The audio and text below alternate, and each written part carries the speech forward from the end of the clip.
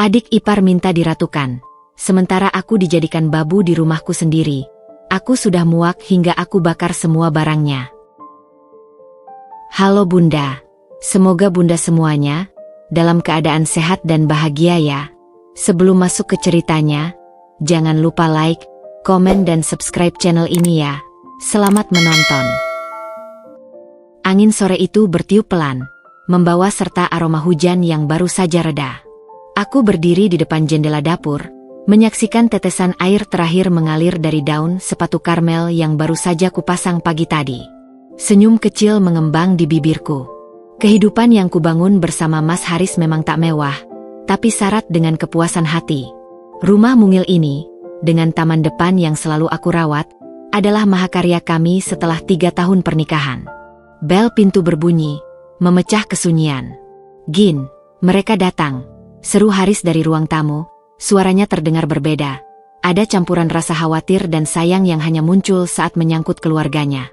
Aku cepat-cepat melepas apron, merapikan semprotan rambutku yang mungkin sudah mulai mengendur setelah seharian membersihkan rumah untuk menyambut tamu spesial ini. Jantungku berdegup sedikit cepat.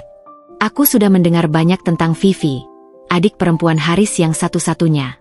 Tentang pernikahannya yang hancur, tentang kegalauannya. Aku ingin menjadi penyambut yang hangat, tempat yang aman baginya. Dibukanya pintu, dan di sana berdiri Vivi. Bahkan dalam keadaan yang konon sedang berduka, dia tampak sempurna.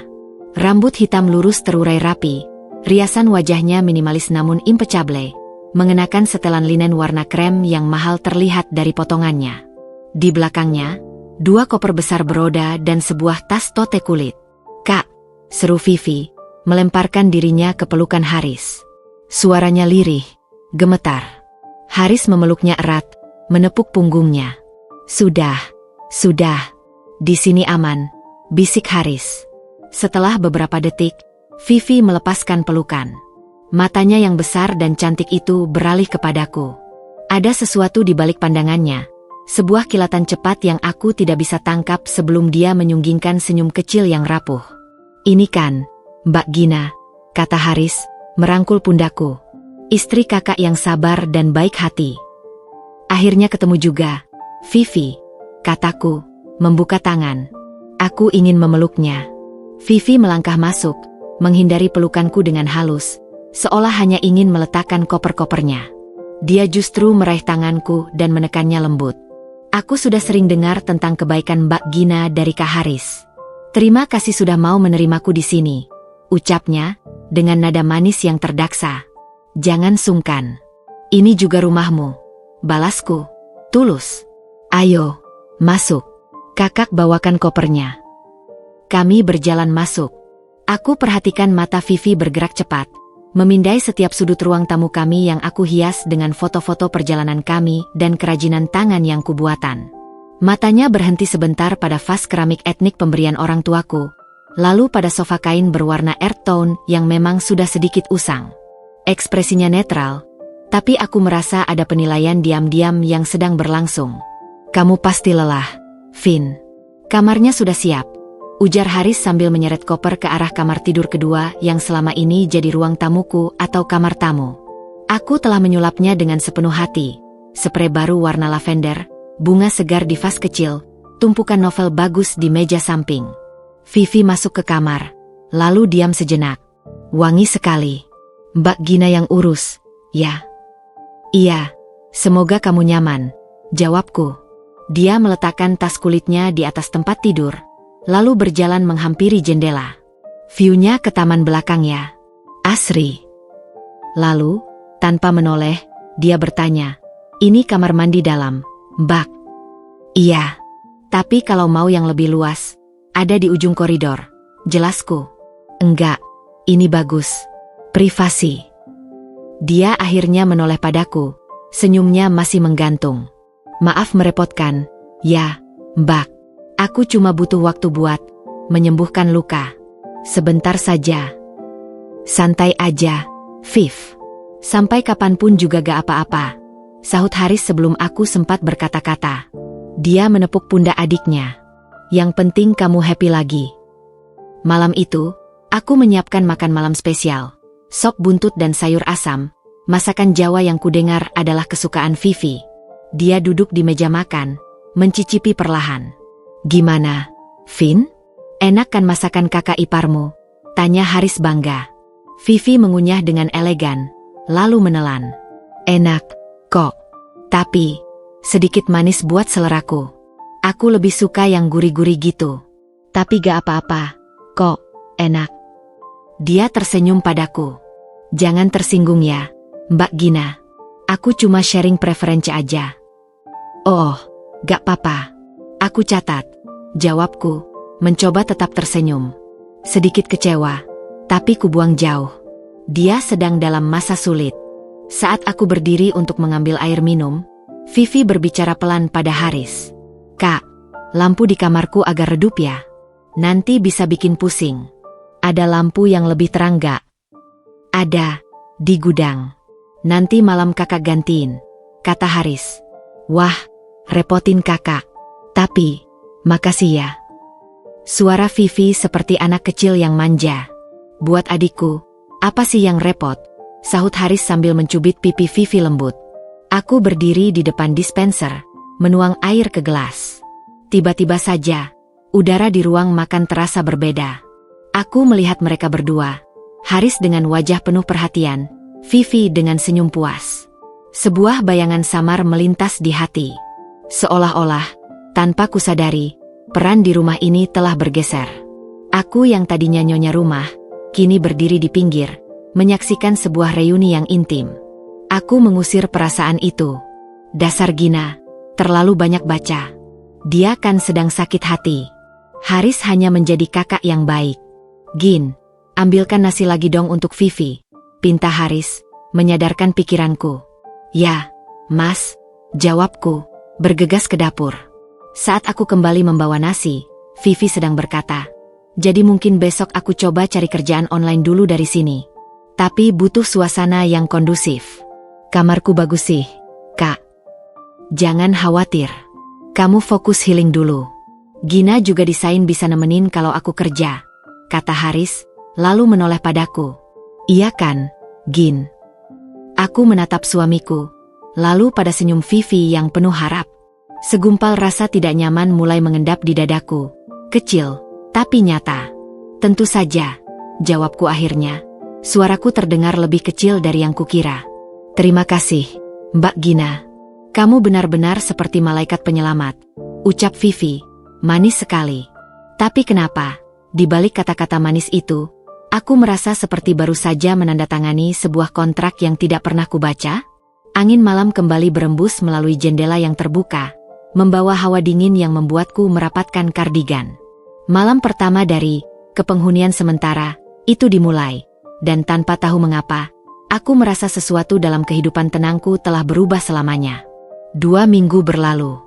Awalnya, aku berusaha ekstra keras membuat Vivi merasa di rumah.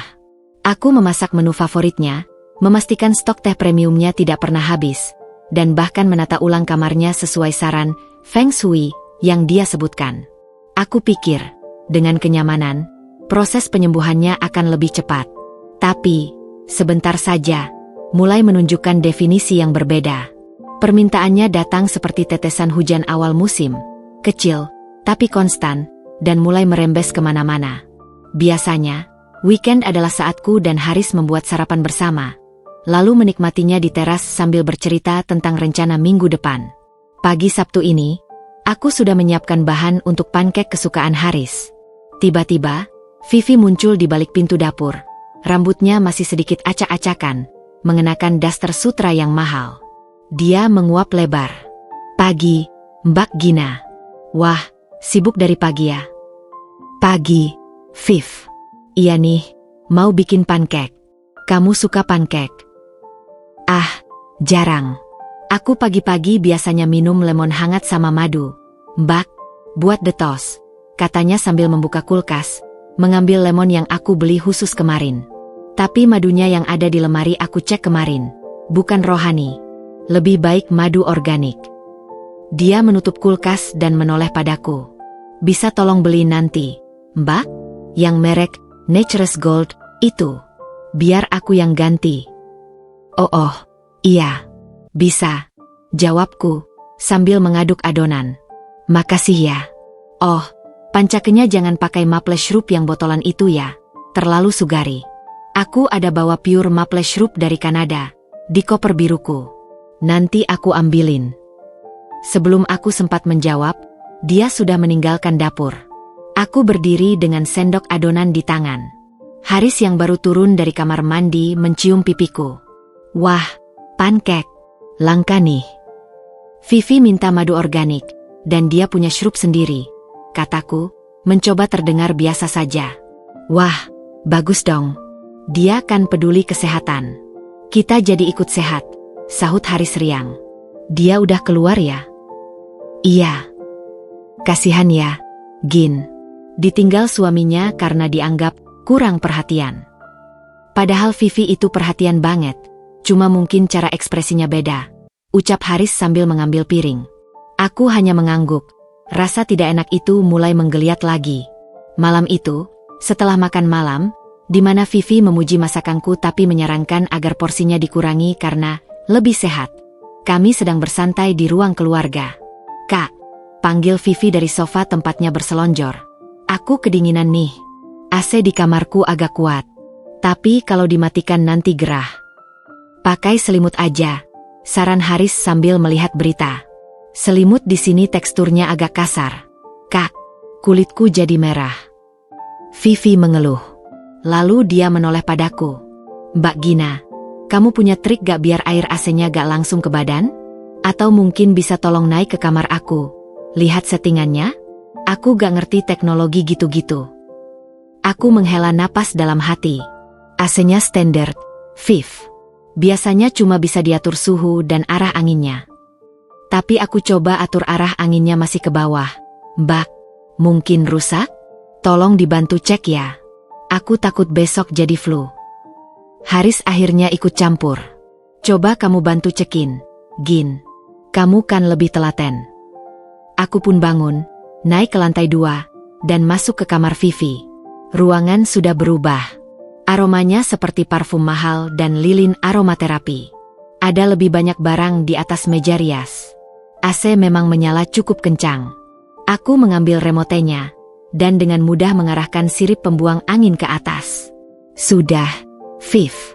Arah anginnya ke atas sekarang. Jadi anginnya mantul ke langit-langit dulu, gak langsung ke badan. Wah, makasih banyak, Mbak Gina. Aku aja yang bodoh gak bisa, ujarnya sambil tersenyum. Tapi matanya tidak ikut tersenyum. Mereka justru memandangku seperti memandang seorang teknisi yang baru saja memperbaiki barangnya. Suatu sore di hari kerja, aku baru pulang dari kantor, pikiran penuh dengan deadline besok. HP-ku berdering. Vivi. Halo, Mbak Gina. Maaf ganggu. Aku habis order sushi dari resto di Mall Grand City nih. Yang anterin ojol. Dan aku agak trauma ketemu orang asing sekarang. Apalagi laki-laki. Bisa tolong ambilin di gerbang depan? Aku transfer biayanya. Aku lelah. Viv, aku baru pulang. Kenapa gak sekalian aja pesan yang bisa delivery sampai depan rumah? Yang ini kan lebih enak, Mbak. Langsung dari chefnya. Tolong ya, Mbak. Aku lapar banget nih. Suaranya menjadi merengek. Di belakangnya, kudengar suara Haris. Siapa? Vin. Ke Mbak Gina. Aku minta tolong ambil makanan. Gin, tolongin Vivi dong. Kasihan dia lapar. Terdengar suara Haris dari speaker. Aku menghela napas. Baik, aku turun. Aku harus berbalik, kembali ke mobil, dan pergi ke gerbang perumahan yang cukup jauh dari rumah kami. Menunggu driver ojol, membayar, dengan uangku dulu, karena Vivi lupa transfer, dan membawa makanan itu kembali. Tanganku pegal membawa tas berat berisi berbagai macam sushi. Saat aku tiba, Vivi dan Haris sudah duduk di meja makan. Wah, akhirnya datang. Aku sudah siapin sos dan wasabi ekstra. Loh, sambut Vivi ceria. Dia mengambil tas dariku. Makasih ya, Mbak. Lifesaver. Dia tidak menanyakan apakah aku sudah makan, atau apakah aku lelah. Haris hanya berkata, "Cepet juga kamu, Gin." Aku berjalan ke dapur, mengambil semangkok sisa nasi dan telur dadar dari pagi tadi, lalu memanaskannya. Aku makan sendirian di dapur sementara tawa mereka dan aroma sushi mahal memenuhi ruang makan. Ini yang membuat perih. Aku memasak rendang, resep turunan ibuku yang selalu dipuji Haris dan teman-teman. Aku menghabiskan berjam-jam untuk itu. Vivi mencicipinya, mengangguk-angguk pelan. Enak, Mbak. Bumbunya meresap. Aku tersenyum lega. Tapi dia melanjutkan, cuma, ini dagingnya menurutku kurang empuk ya. Mungkin prestonya kurang lama? Atau jenis dagingnya? Aku biasa lihat mama masak paha atas. Lebih sedikit lemaknya jadi lebih sehat dan empuk kalau di presto tepat waktu. Udara di meja makan mendadak hening. Haris yang sedang mengambil suapan kedua, berhenti. Dia melihat ke piringnya, lalu ke Vivi. Bener juga ya, ucap Haris akhirnya. Kalau dipikir-pikir, kadang ada yang agak alot. Perutku serasa ditinju. Bukan karena kritiknya, tapi karena cara Haris langsung setuju. Dan nada Vivi yang terdengar seperti seorang ahli yang sedang menilai karya orang lain. Aku pakai daging sapi pilihan dari pasar langganan. Sih, kataku lemah. Mungkin prestonya aja, Mbak. Lain kali aku bantuin deh pantauin. Aku dulu sering bantu mama di dapur. Ujar Vivi sambil tersenyum. Jangan tersinggung ya, Mbak. Aku cuma ingin membantu masakan Mbak Gina makin sempurna aja. Saran yang baik, Vin. Kata Haris, tersenyum pada adiknya. Kamu dengerin saran Vivi, Gin. Biar makin jago. Aku hanya bisa mengangguk. Makanan di mulutku tiba-tasa kehilangan rasanya. Kata, sempurna, itu mengiang di telingaku. Seolah masakanku, usahaku, selama ini belum cukup. Dan suamiku, dengan mudahnya, mengukuhkan pendapat itu. Malam itu, setelah Vivi masuk ke kamarnya, aku memberanikan diri berbicara pada Haris di kamar kami. Mas, kamu tidak merasa Vivi agak banyak minta? Haris yang sedang membuka laptop, menoleh. Maksudmu? Dia kan lagi susah, Gin. Itu bukan minta, itu minta tolong. Dan kita harus membantunya. Tapi dia bisa kok ambil makanannya sendiri, atau atur AC-nya sendiri. Aku lelah, Mas. Aku juga kerja. Wajah Haris berubah. Gina, jangan jadi egois. Dia keluarga. Kalau kita tidak membantu di saat susah, siapa lagi? Kamu kan tahu dia trauma sama orang asing setelah peristiwa itu. Apa peristiwanya? Tanyaku. Selama ini, cerita tentang perceraian Vivi selalu samar. Yah, itu urusannya yang pahit. Jangan dipaksa dia cerita. Elak Haris. Intinya, kita harus lebih sabar dan pengertian. Kamu kan istri yang baik. Tunjukin itu. Aku terdiam. Kata, egois, itu menyakitkan. Apakah aku egois? Aku melihat usaha yang kulakukan, kerelaan menerimanya di rumah. Tapi mengapa perasaanku sendiri dianggap tidak valid? Baik, Mas, bisikku akhirnya menyerah. Haris memelukku. Kamu baik banget, Gin. Aku sayang kamu karena itu. Tapi dalam pelukannya malam itu, untuk pertama kalinya, aku merasa ada jarak. Sebuah jurang kecil yang mulai terbentuk, diisi oleh permintaan-permintaan kecil Vivi, dan persetujuan Haris yang tanpa syarat. Bab ini baru permulaan. Polanya sudah terbentuk. Sebuah permintaan, sebuah pembenaran dari Haris, dan sebuah kelelahan yang mulai menumpuk di pundakku. Dan aku, Gina, yang terlalu ingin menjadi istri yang baik, dan kakak ipar yang penyayang, mulai mengubur perasaan tidak enak itu lebih dalam. Berharap ia akan hilang dengan sendirinya. Tapi ia tidak hilang. Ia hanya menunggu. Bulan kedua kehadiran Vivi. Perlahan tapi pasti, pergeseran itu bukan lagi bayangan samar. Ia telah menjadi realitas sehari-hari yang keras dan nyata. Aku seperti aktris yang perannya diambil alih oleh sutradara baru, tanpa pernah diberikan naskah revisi.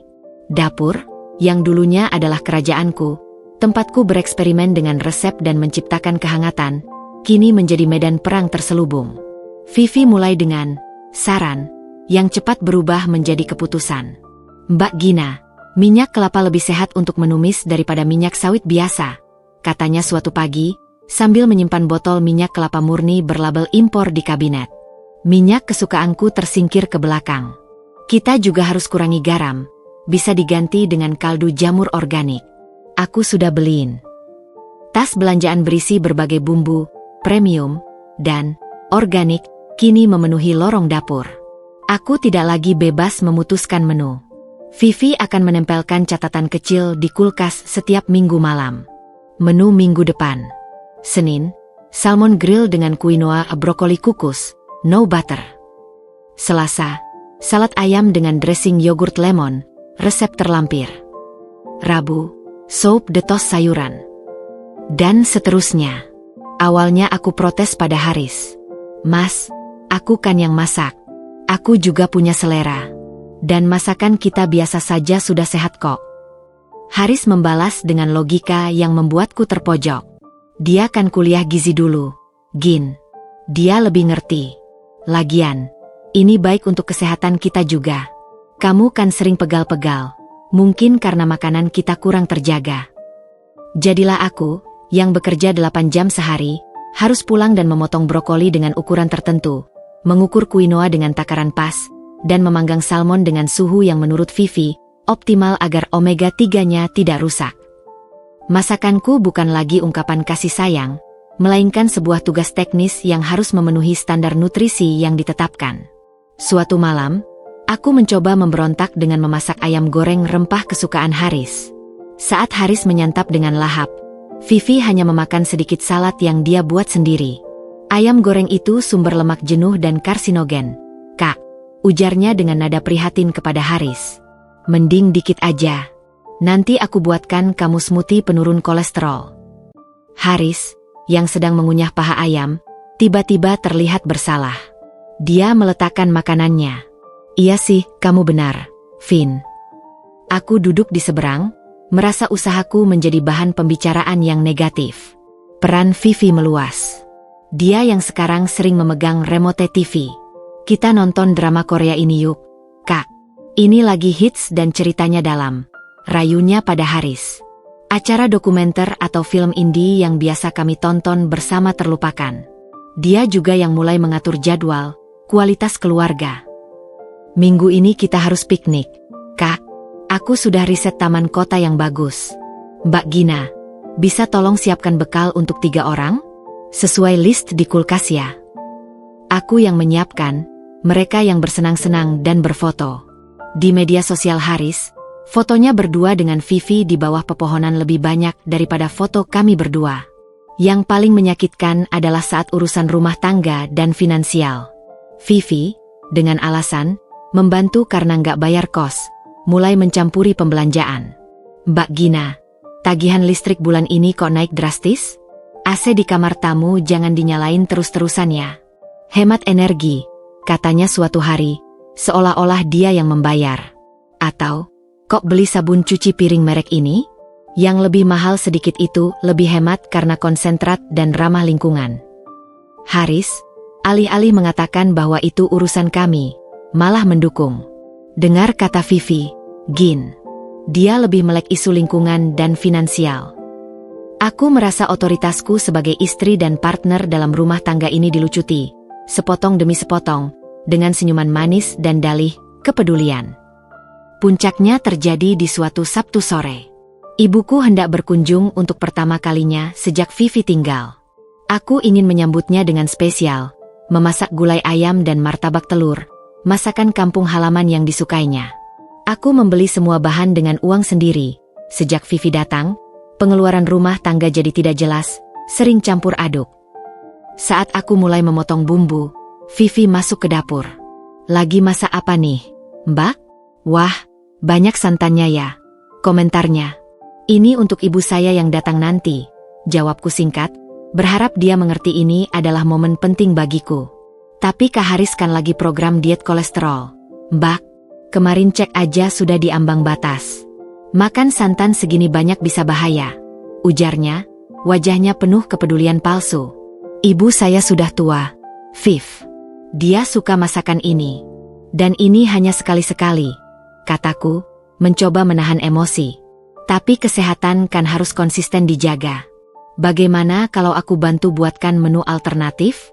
Salad buah yang segar? Atau ikan kukus? Pasti disukai juga. Tidak. Suaraku keluar lebih keras dari yang kumaksud. Ini untuk ibuku. Aku yang memasak. Aku yang memutuskan. Vivi terkejut, lalu ekspresinya berubah jadi terluka. Dia mundur perlahan. Ya, maaf kalau aku terlalu ikut campur. Aku cuma khawatir sama kesehatan keluarga di sini. Dia meninggalkan dapur. Tidak sampai 10 menit, Haris datang dengan wajah masam. Gina, kenapa kamu kasar pada Vivi? Dia cuma mau bantu. Kasar? Aku hanya bilang ingin memasak untuk ibuku. Dia bilang kamu teriak padanya. Dia nangis di kamar sekarang. Kamu tahu dia fragile. Kenapa kamu tidak bisa lebih sabar? Ibu juga pasti mau yang sehat-sehat. Mataku berkaca-kaca. Jadi masakan ibu, masakan kampung halaman kita, tidak sehat? Tidak layak disajikan.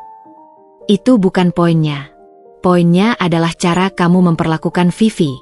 Dia keluarga, Gina. Dan dia sedang berusaha menjadi bagian dari keluarga ini. Aku terdiam, melihat wajah suamiku yang lebih marah karena adiknya menangis daripada karena memahami perasaanku yang ingin menyambut ibuku sendiri. Rasa sakit itu begitu dalam, lebih dalam dari pisau yang sedang kugenggam. Akhirnya, dengan berat hati, gulai ayam dan martabak telur kubatalkan. Aku memasak ikan kukus dan salad sesuai saran Vivi. Ibuku, wanita bijak yang memperhatikan segalanya, memakan sedikit dan memegang tanganku. Kamu baik-baik saja, nak? Tanyanya lembut. Aku hanya bisa mengangguk, menahan isak di tenggorokan.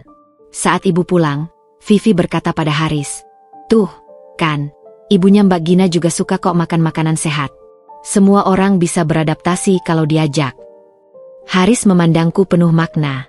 "Lihat, Gin, semua demi kebaikan bersama." Malam itu, di kamar tidur, aku menyadari dengan jelas. Peranku telah bergeser total. Aku bukan lagi partner, apalagi nyonya rumah. Aku telah menjadi pelaksana teknis. Eksekutor dari ide-ide dan keinginan Vivi, dengan persetujuan penuh dari Haris. Harga diriku sebagai istri dan sebagai individu mulai terkikis, digantikan oleh gelar baru yang tidak pernah kuinginkan. Mbak Gina, sang pembantu yang tinggal di dalam rumah. Dan gelar itu, setiap hari, terasa lebih nyata dan lebih menyakitkan. Sebulan berlalu sejak kedatangan Vivi. Seperti udara yang berubah menjelang hujan, suasana rumah terasa lebih pekat, lebih berisi hal-hal yang tak terucap. Aku mulai merasa seperti penyelam yang perlahan kehabisan oksigen. Dan sumber udara itu, Haris, ternyata sedang mengalirkannya ke tempat lain. Pertama-tama, aku menyadari pola suara. Seringkali, saat aku masuk dari dapur atau turun dari kamar mandi, aku mendengar suara mereka berdua berbisik-bisik di ruang keluarga. Riuh rendah, penuh gelak tawa kecil, atau diskusi serius. Namun, begitu kakiku melewati ambang pintu, keheningan tiba-tiba jatuh. Sebuah jeda canggung, diikuti dengan senyuman yang terlalu lebar dari Vivi dan tatapan netral dari Haris. "Sedang bahas apa?" tanyaku suatu kali, mencoba terdengar ringan. "Oh, nggak penting. Cerita lama waktu kita kecil," jawab Haris cepat, sambil menepuk-nepuk sofa di sebelahnya.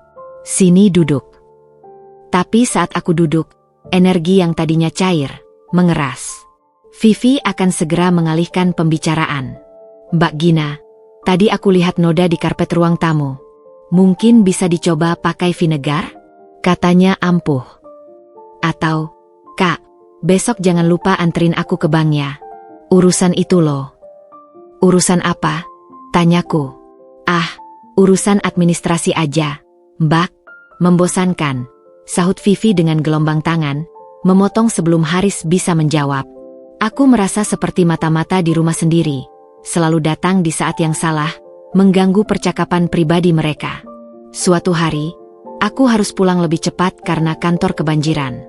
Saat aku membuka pintu dengan hati-hati, ku dengar suara mereka di dapur. Aku terdiam di balik tembok.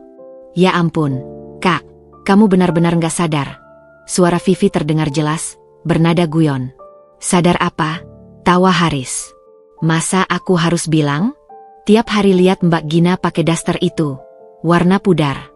Fashion sense-nya itu loh, kayak ibu-ibu kampung. Jantungku berhenti berdetak. Haris tertawa kecil.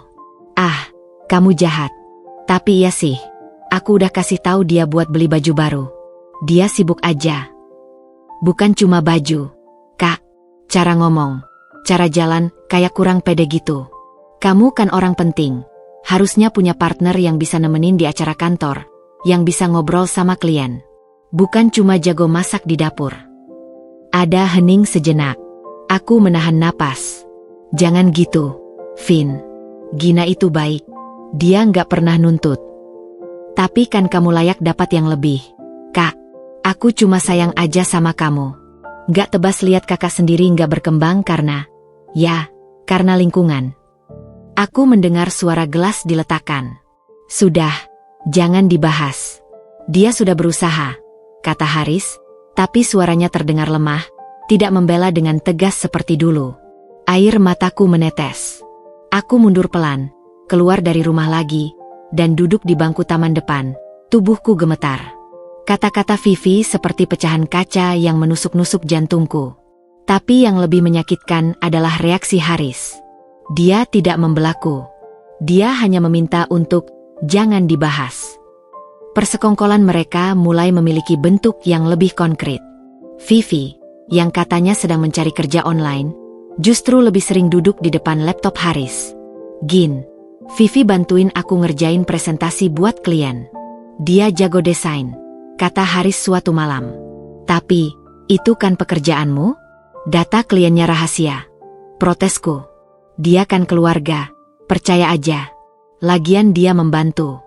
Jadi aku bisa lebih cepat selesai dan kita bisa quality time. Ujarnya, seperti menawarkan kompensasi. Kualitas waktu itu tidak pernah datang. Yang ada, Haris dan Vivi akan sibuk berdiskusi di ruang kerja sampai larut, sementara aku menonton TV sendirian atau membaca buku di kamar. Lalu, muncul pembicaraan tentang bisnis sampingan. Dengar, Gin. Vivi punya ide bagus. Dia mau bantu kelola media sosialku secara profesional, sekaligus bikin konten tentang healthy lifestyle. Kita bisa monetize, ujar Haris bersemangat suatu hari. Kita? Tapi aku tidak tertarik dengan dunia itu, Mas. Kamu nggak usah ngapa-ngapain. Vivi yang handle. Nanti profitnya buat tambah-tambah. Dia memelukku. Ini kesempatan bagus. Vivi bilang potensinya besar. Aku merasa dicuekin. Keputusan dilakukan tanpa melibatkanku. Dan lagi-lagi, nama Vivi yang menjadi motor penggeraknya. Aku tidak tahan lagi. Setelah mendengar mereka tertawa lepas di ruang kerja sementara aku menyetrika baju mereka berdua, aku memutuskan untuk konfrontasi. Mas, kita perlu bicara. Haris, yang baru keluar dari ruang kerja, terlihat sedikit kesal karena diganggu. Ada apa, Gin? Aku capek. Tentang Vivi. Tentang bagaimana aku merasa seperti orang luar di rumah ini. Dia mendengus. Lagi-lagi soal Vivi. Apa sekarang? Aku merasa kamu dan dia punya dunia sendiri. Membisik-bisik, punya proyek, punya lelucon yang aku tidak mengerti. Aku istrimu, Mas. Tapi aku merasa tidak diikut sertakan. Malah, seperti dihakimi. Haris menghela napas panjang, seperti menghadapi anak yang rewel. Gina, kamu ini beneran suka cari masalah. Vivi itu sedang membantuku, membantu kita. Dia mencairkan suasana. Dulu rumah kita selalu sepi, sekarang lebih hidup karena ada dia. Tapi aku tidak merasa hidup, Mas. Aku merasa terasingi. Itu karena kamu menutup diri. Coba kamu lebih terbuka, ikut ngobrol, ikut bantu ide. Tapi kamu memilih menyendiri dan jadi sinis. Aku terkesiap. Aku yang disalahkan? Aku yang dianggap sinis? Setiap kali aku coba ikut, pembicaraannya langsung berhenti. Mungkin karena kamu bawa energinya negatif. Gin, lihat dirimu. Selalu cemberut sejak Vivi datang. Dia sudah berusaha keras untuk akrab, tapi kamu yang menolak. Gaslighting. Kata itu melintas di kepalaku. Dia memutar balikan fakta, membuatku merasa bahwa akulah sumber masalah, akulah yang tidak waras. Jadi semuanya salahku. Suaraku bergetar. Bukan salah siapa-siapa. Tapi coba introspeksi. Vivi bilang, mungkin kamu butuh teman atau hobi di luar. Biar tidak fokus hal-hal negatif. Vivi bilang, lagi-lagi. Seolah dia menjadi psikolog keluarga kami. Apakah kamu tidak melihat bagaimana dia memperlakukan aku? Seperti pembantu. Gina, itu hanya di kepalamu. Vivi selalu menghormatimu. Dia selalu bilang terima kasih, selalu memujimu di belakang.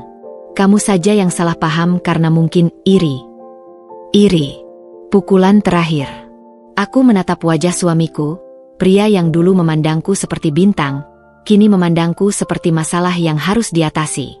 Semua kekesalanku, semua luka yang kukumpulkan, didevaluasi menjadi iri dan negative thinking. Aku tidak bisa berkata-kata lagi. Aku hanya mengangguk, lalu berbalik masuk ke kamar. Malam itu, dari balik pintu, aku mendengar Vivi bertanya, "Kak, ada apa dengan Mbak Gina?" Kelihatannya sedih. Lagi bad mood. Biarin aja. Nanti juga baikan. Aduh, kasihan ya. Aku takut jadi penyebabnya. Harusnya aku pergi aja deh. Jangan ngomong gitu. Ini rumah kamu juga. Gina harusnya bisa beradaptasi. Sabar aja. Aku menggigit bantal untuk menahan isak.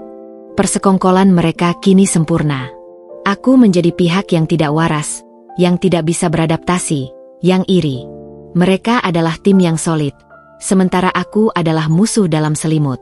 Dan Haris, yang seharusnya menjadi suami dan pelindungku, telah memilih untuk berdiri di sisi lain.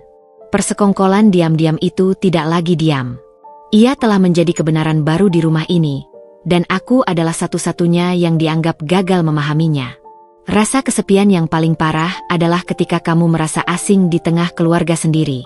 Dan malam itu, kesepian itu merangkulku erat, lebih erat dari siapapun. Jika sebelumnya aku hanya merasa seperti pelaksana teknis, kini aku mulai menjadi hantu di rumah sendiri. Sebuah entitas yang hadir, tapi tidak lagi memiliki suara, ruang, atau sejarah. Penghapusanku berlangsung sistematis, dimulai dari hal-hal yang paling kasat mata, bukti fisik keberadaanku. Itu dimulai secara halus. Bingkai foto pernikahan kami yang biasanya berdiri tegak di rak buku ruang tamu. Suatu hari aku temukan miring, menghadap dinding. Aku membetulkannya. Keesokan harinya, ia kembali miring. Ketika aku bertanya, Vivi dengan polos menjawab, "Oh, maaf Mbak Gina. Aku lagi bersih-bersih rak tadi. Mungkin tak sengaja kena. Nanti lebih hati-hati." Seminggu kemudian, foto itu benar-benar hilang. Digantikan oleh foto baru dalam bingkai serupa.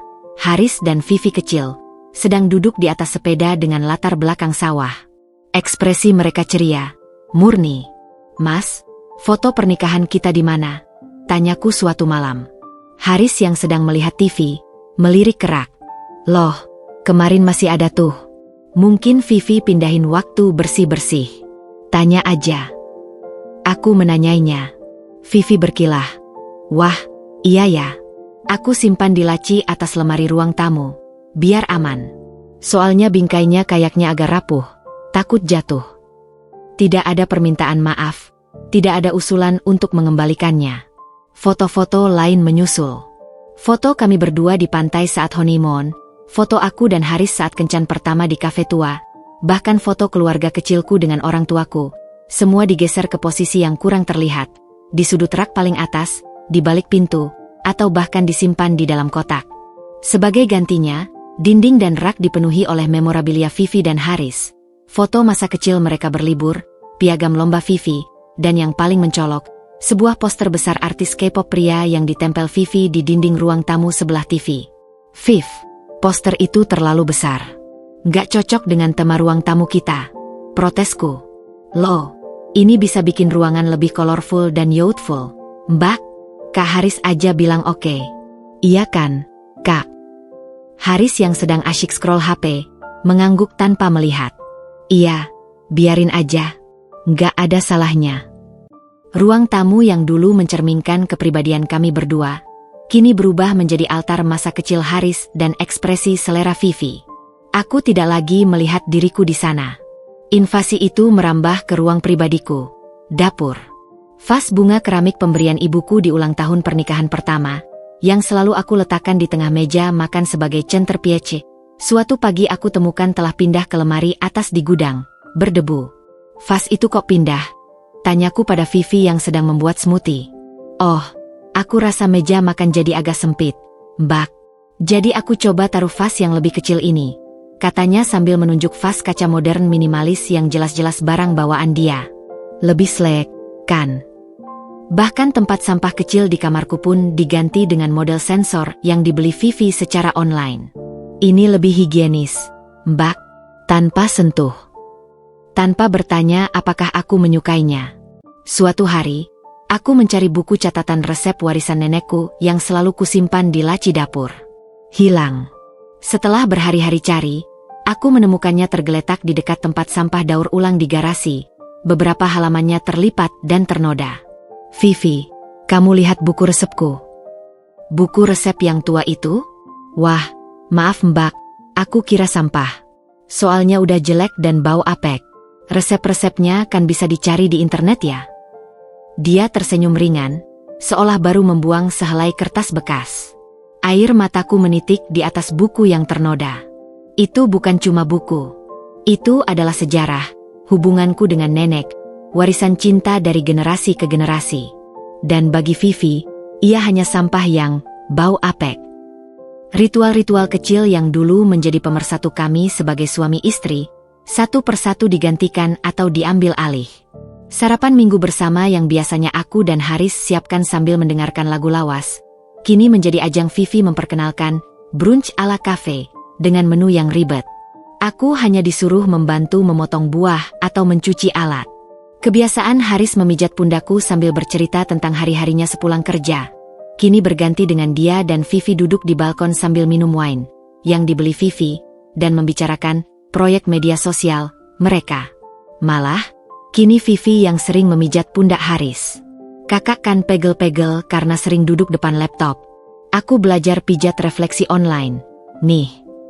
Dan Haris menerimanya dengan senang hati, memujinya. Wah, adikku emang perhatian banget. Aku menyaksikan dari jauh, merasa seperti penonton yang melihat adegan intim antara suami istri, padahal itu suamiku dan adik iparku. Batasan itu semakin kabur, dan aku semakin tidak punya tempat.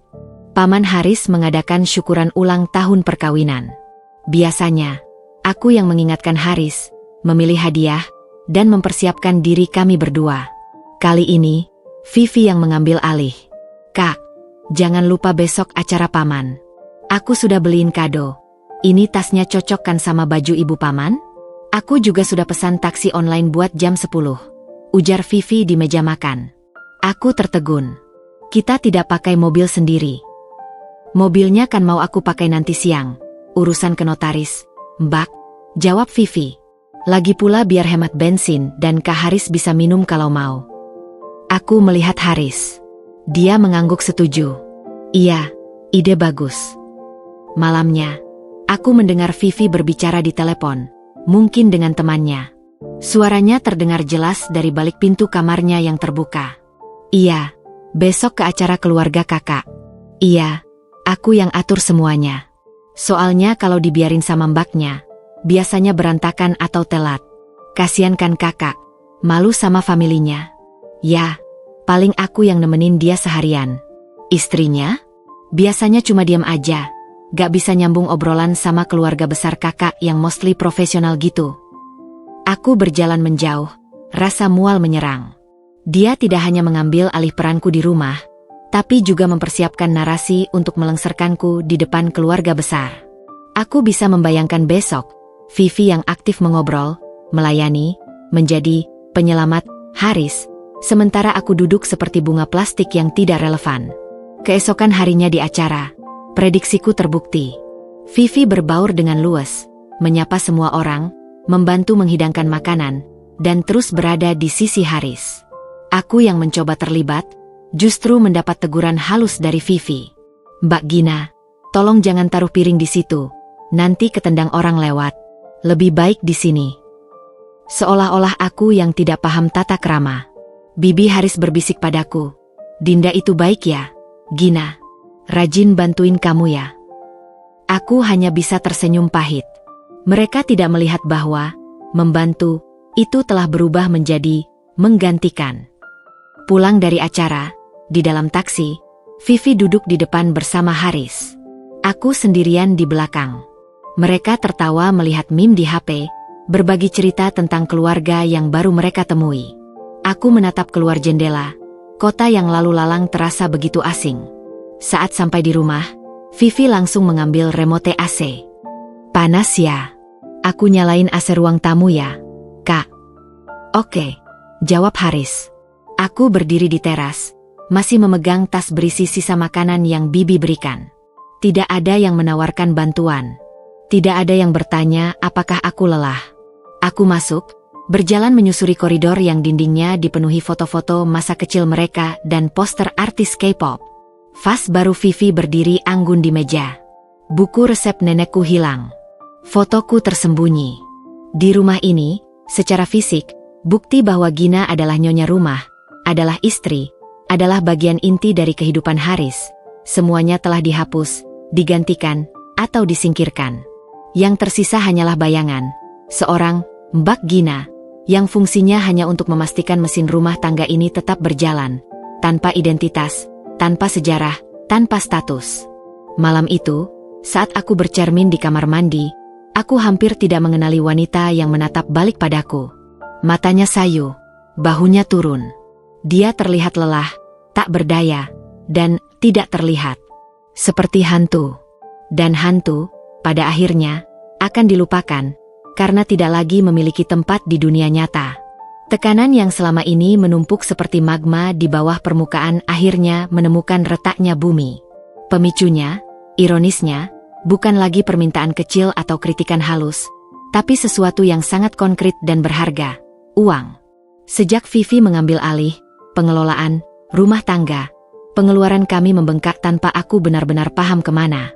Makanan organik, perlengkapan, eco-friendly, berharga selangit, langganan berbagai aplikasi premium untuk proyek mereka, hingga pengeluaran pribadi Vivi yang selalu dibungkus dengan alasan investasi diri atau kebutuhan mendesak untuk healing.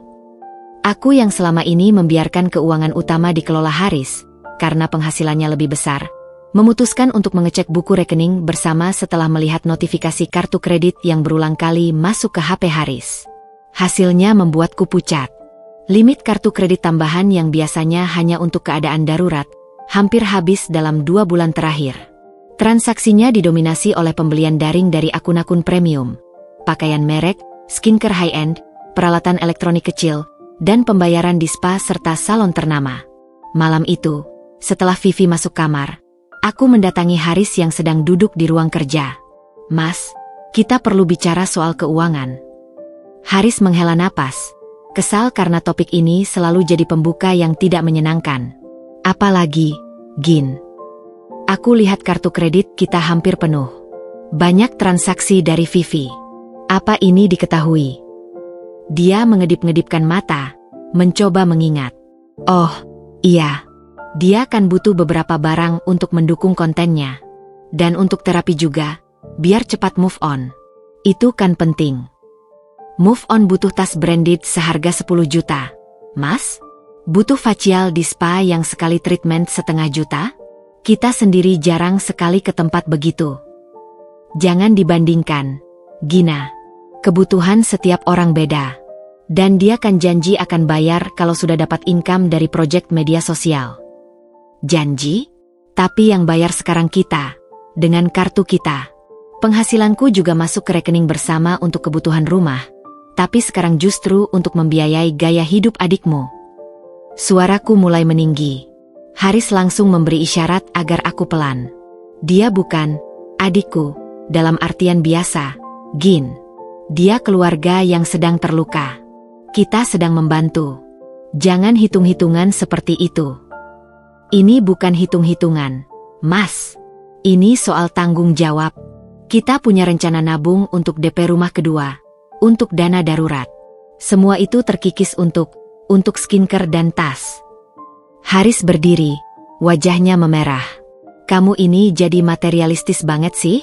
Lebih mementingkan uang daripada bantu saudara sendiri? Aku malu sama kamu, Gina. Aku terpana. Aku yang materialistis? Aku yang membuatnya malu? Tapi kita perlu bicara realistis. Ini tidak sustainable. Biar aku yang urus. Kamu nggak usah ikut campur. Aku yang cari uang lebih besar untuk ini. Potongnya kasar. Pertengkaran pertama kami tentang Vivi berakhir dengan tembok dingin. Haris tidur di sofa ruang kerja. Dan esoknya, seolah ingin menunjukkan sisi membantunya, Vivi menawarkan untuk memasak sendiri, agar menghemat dan tidak merepotkan. Tapi bahan-bahannya tetap mahal dan dibeli dengan uang kami. Ironi yang menyakitkan. Beberapa hari setelah pertengkaran, Vivi menghampiriku di dapur saat aku sedang mencuci piring. Ekspresinya manis seperti biasa, tapi ada permintaan di matanya. Mbak Gina, ada waktu sebentar. Apa, Viv? Aku butuh bantuan lagi nih. Sebenarnya agak sungkan. Dia mengelus-elus tangannya. Aku mau ikut kursus singkat digital marketing online. Ini penting banget buat nanti kembangkan proyek sama Kak Haris dan juga buat masa depanku. Tapi, biayanya lumayan. Uang pesangon dari mantan suami sudah habis untuk terapi. Jantungku berdebar kencang. Berapa? 10 juta untuk 3 bulan. Tapi bayarnya bisa dicicil. Aku cuma butuh jaminan kartu kredit atau mungkin Mbak Gina dan Kak Haris bisa pinjamin aku dulu? Aku pasti balikin. Cepat. 10 juta. Angka itu seperti pukulan. Setelah pembengkakan belanja sebelumnya, ini seperti menambahkan garam ke luka. Vivi, aku rasa kita tidak bisa. Keuangan kita lagi ketat. Dan kartu kredit sudah hampir penuh. Wajahnya berubah. Tapi ini investasi, Mbak. Bukan buat foya-foya. Nanti kembalinya bisa berlipat. Aku sudah konsultasi sama Kak Haris. Dia bilang oke-oke aja asal kamu setuju. Dia sudah bicara dengan Haris, artinya mereka sudah berdiskusi. Dan sekali lagi, aku ditempatkan sebagai penghalang. Aku tidak setuju, Viv. Maaf. Cari alternatif lain. Banyak kursus gratis di internet. Tapi yang ini ada sertifikat internasionalnya. Mbak, desaknya, mulai kehilangan nada manisnya. Aku tetap tidak bisa. Vivi memandangku sekilas, lalu tanpa kata-kata, dia berbalik dan meninggalkan dapur. Tak sampai 1 jam, Haris mencariku dengan wajah mendung. Kenapa kamu tolak permintaan Vivi? Tanyanya tanpa basa-basi. Karena kita tidak punya uang 10 juta. Mas, sudah jelas. Dia butuh itu, Gina, untuk masa depannya. Kita kan bisa atur ulang pengeluaran lain. Pengeluaran lain apa? Makan kita sehari-hari? Bayar listrik? Atau nabung untuk anak kita nanti? Aku menyebut hal yang selama ini kami impikan, tapi tertunda karena satu dan lain hal. Haris mengabaikan pertanyaanku. Kamu ini kenapa jadi pelit dan tidak punya hati? Coba belajar dari Vivi yang baik, yang selalu mau membantu orang. Dia bahkan tadi bilang, kalau kamu keberatan, dia rela tidak ikut kursus dan cari kerja serabutan aja. Dia rela mengorbankan diri, sementara kamu cuma mikirin uang. Kalimat itu seperti sabetan cambuk. Coba belajar dari Vivi yang baik. 7 kata yang menghancurkan sisa harga diriku sebagai istrinya. Air mata yang kutahan akhirnya meledak. Jadi aku yang tidak baik? Aku yang pelit? Selama ini siapa yang terima dia dengan tangan terbuka? Siapa yang urus semua kebutuhannya? Yang dengar segala keluhannya? Yang rela perannya diambil alih di rumah sendiri? Sekarang karena aku ingin bertanggung jawab secara finansial untuk keluarga kita, aku jadi tidak punya hati. Jangan lebay, Gina. Urusannya sederhana. Kita bantu adikku yang butuh. Titik. Tidak sesederhana itu. Dia sudah memanfaatkan kebaikanmu, Mas, dan kamu buta karenanya. Dia perlahan menggeserku, dan kamu membiarkannya, bahkan membandingkanku dengan dia. Kamu paranoid, teriak Haris. Vivi tidak pernah berniat buruk. Dia cuma ingin dekat dengan kakaknya setelah dapat perlakuan buruk dari mantan suaminya. Kamu yang iri karena perhatianku terbagi. Pertengkaran kami memuncak. Suara kami mungkin terdengar sampai ke kamar Vivi, tapi tak ada usaha darinya untuk melerai. Aku yakin dia mendengarkan setiap katanya. Kalau kamu memilih dia, pilih saja, teriakku, hilang kendali. Tinggal dengannya saja di rumah ini. Aku sudah lelah jadi babu dan ATM berjalan di rumahku sendiri. Gina, kamu keterlaluan. Kalau kamu tidak bisa menerima keluargaku, berarti kamu tidak menerima aku. Dan itu masalah besar. Kami saling memandang, napas tersengal-sengal. Di matanya, aku melihat kemarahan dan kekecewaan yang dalam. Di mataku, dia pasti melihat kepedihan dan kemarahan yang sama besarnya. Baik, kataku, suaraku tiba-tiba datar, kelelahan. Kalau begitu aku yang pergi. Silakan, jawab Haris, tanpa ragu. Mungkin dengan begitu kamu bisa introspeksi diri. Aku berbalik, masuk ke kamar, dan dengan gemetar mulai melemparkan beberapa baju ke dalam tas kecil. Tangisku tak terbendung. Ini benar-benar terjadi. Suamiku memilih adiknya daripada istrinya. Dalam sebuah pertengkaran yang seharusnya bisa diselesaikan dengan komunikasi sehat. Saat aku keluar dengan tas, Vivi berdiri di ujung koridor. Wajahnya penuh keprihatinan palsu. Mbak Gina, jangan pergi dong. Aku yang salah. Aku yang seharusnya pergi. Air matanya, berapa cepat dia bisa menangis, mulai menetes. Sudah, Vivi. Ini bukan urusanmu, kataku dingin. Tapi Kak Haris. Biarkan dia, potongku. Aku berjalan melewatinya, melewati Haris yang masih berdiri kaku di ruang tamu, dan keluar dari rumah. Pintu tertutup dengan keras di belakangku. Malam itu, aku menginap di hotel murah dekat kantor.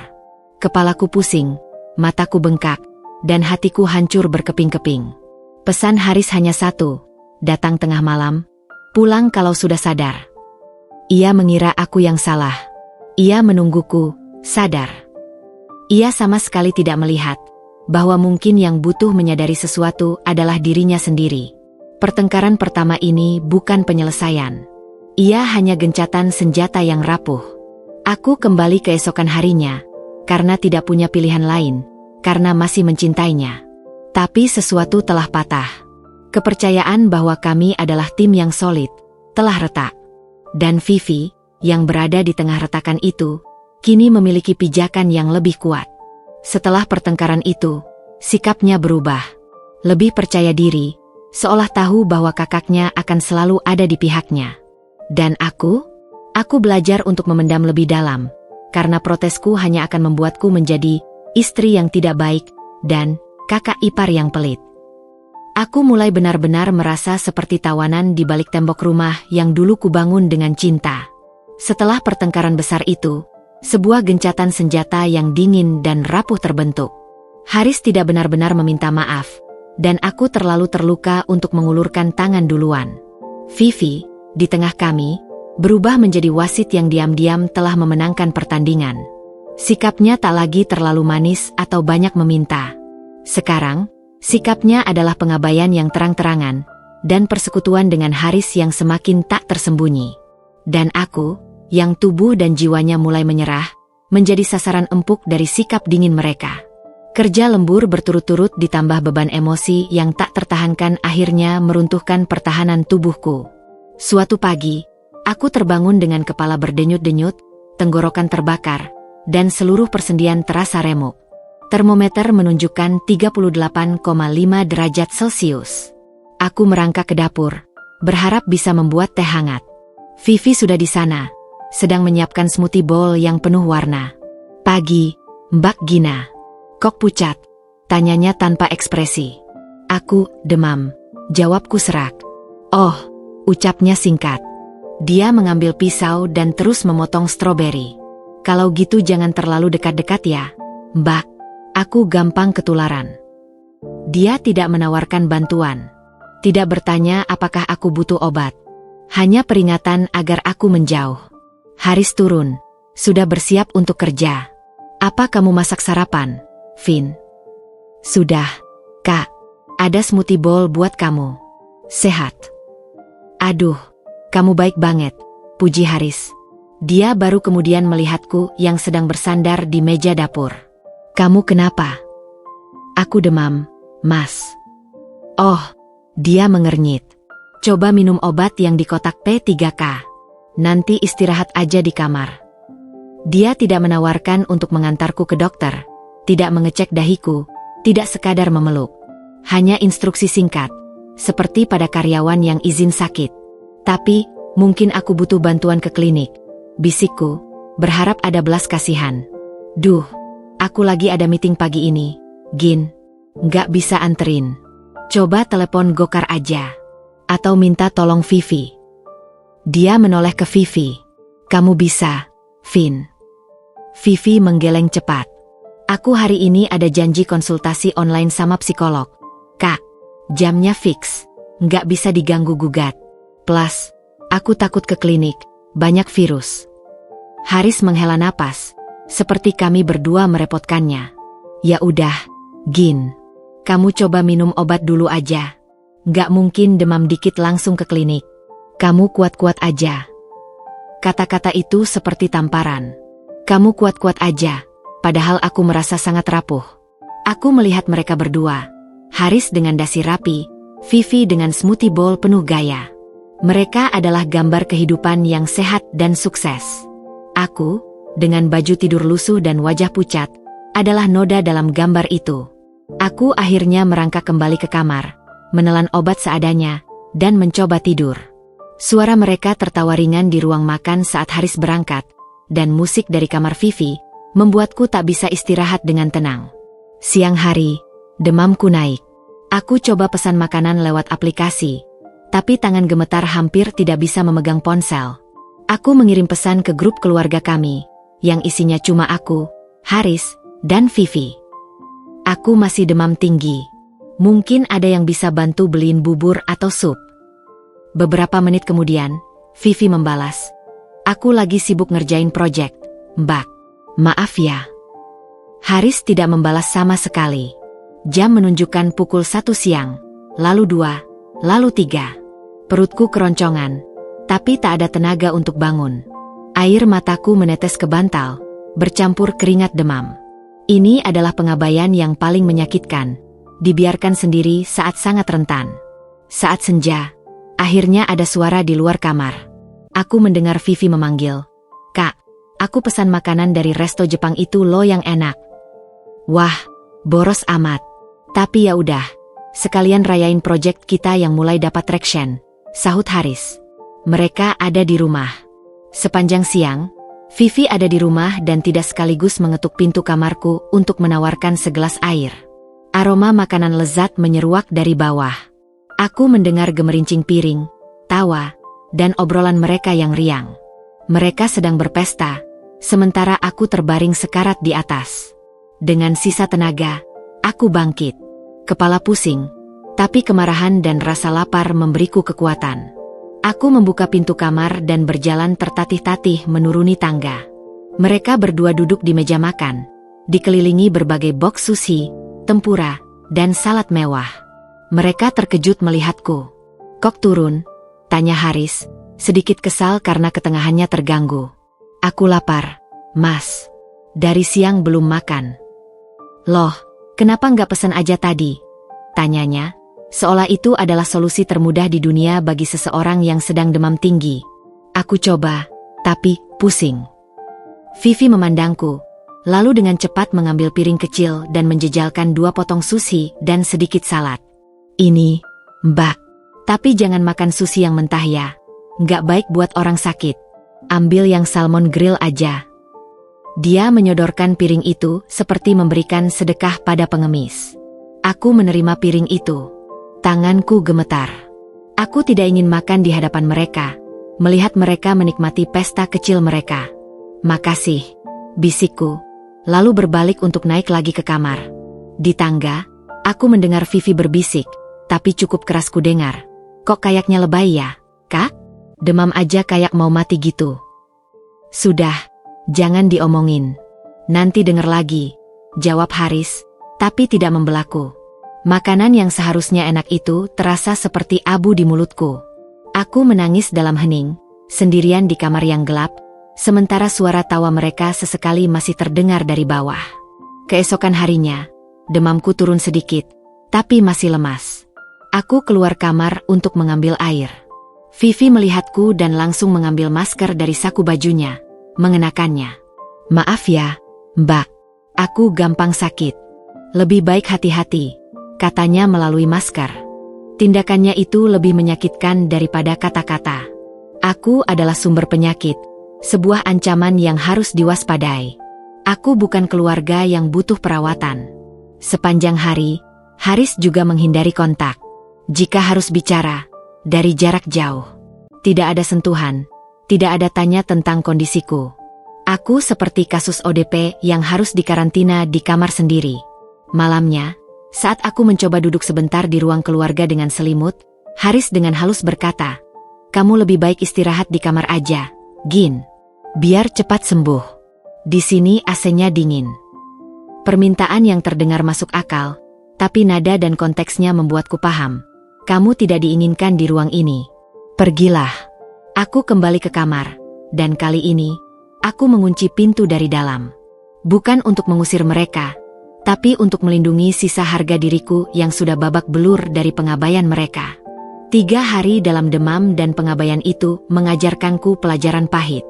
1. Aku sepenuhnya sendiri dalam sakit sekalipun, aku tidak bisa mengandalkan suamiku atau keluarga yang telah kuterima di rumah ini. 2. Kesehatan dan kenyamanku adalah prioritas terendah, selama kebutuhan dan kenyamanan Vivi dan Haris bersamanya terpenuhi, kondisiku tidak penting. 3. Cinta dan perhatian Haris telah sepenuhnya dialihkan. Aku bukan lagi orang yang akan dia rawat saat sakit. Peran itu mungkin telah diambil alih oleh Vivi dalam versi yang berbeda, sebagai penerima perhatian, bukan pemberi. Saat aku akhirnya sembuh dan kembali kerja, tubuhku mungkin sudah pulih, tapi ada sesuatu di dalam diriku yang semakin mati rasa. Rasa pedih itu berubah menjadi sebuah kepasifan yang berbahaya. Aku berhenti berharap. Aku berhenti meminta. Aku hanya menjalankan rutinitas. Kerja, mengerjakan tugas rumah yang ditugaskan oleh keberadaan Vivi, dan tidur. Pengabaian terang-terangan mereka berhasil mencapai satu hal. Itu membuatku mengabaikan diri sendiri. Aku mulai percaya bahwa mungkin mereka benar. Mungkin aku memang lebay. Mungkin aku memang tidak cukup kuat. Mungkin aku memang tidak pantas mendapatkan perhatian lebih. Aku menjadi hantu yang bahkan tidak lagi berusaha terlihat. Dan mereka, 2 penghuni rumah yang sehat dan bahagia, sama sekali tidak memperhatikan bahwa hantu itu perlahan-lahan menghilang, digantikan oleh sebuah bom waktu kesedihan dan kemarahan yang hanya menunggu untuk meledak. Setelah episode demam, hidupku berjalan seperti mesin yang kehilangan oli. Aku bergerak, berfungsi, tapi dengan gesekan kering yang menyakitkan di setiap sendi jiwaku. Aku menyelesaikan tugas-tugasku di rumah dengan efisiensi robot, memasak sesuai menu Vivi, membersihkan tanpa disuruh, menghindari kontak mata yang tidak perlu. Aku menyusut menjadi bayangan yang sunyi. Mereka, di sisi lain, tumbuh semakin solid. Proyek media sosial, mereka mulai menghasilkan sedikit uang, dan itu menjadi bahan pujian Haris tiada henti pada Vivi. "Lihat, Gin, usaha kami mulai berbuah. Berkat ide-ide brilian Vivi." Aku hanya mengangguk. Mereka memiliki bahasa mereka sendiri, lelucon internal, rencana-rencana kecil yang tidak pernah aku diajak bicarakan. Aku adalah penonton yang tidak diundang dalam serial kehidupan mereka. Malam itu adalah puncak dari kelelahan yang bertumpuk.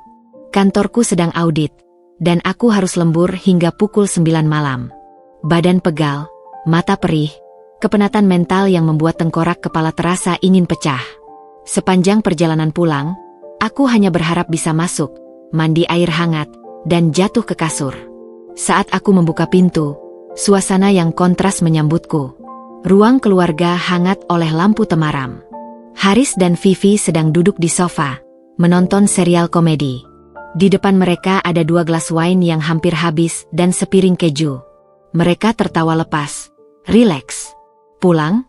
sapa Haris, matanya masih tertuju ke TV. "Iya," jawabku singkat, melepas sepatu dengan perasaan kaki yang membengkak. Kamu lambat banget hari ini. Makan malam sudah habis, tapi ada sisa di Magicom kalau mau, ujarnya tanpa menoleh. Aku melihat ke arah dapur.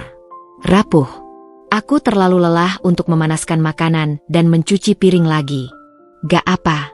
Aku cuma mau tidur.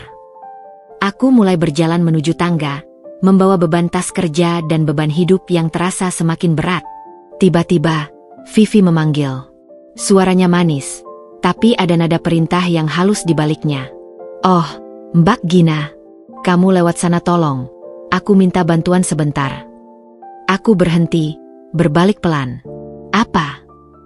Vivi menyenderkan tubuhnya ke sandaran sofa, memandangku dengan ekspresi seperti anak kecil yang manja.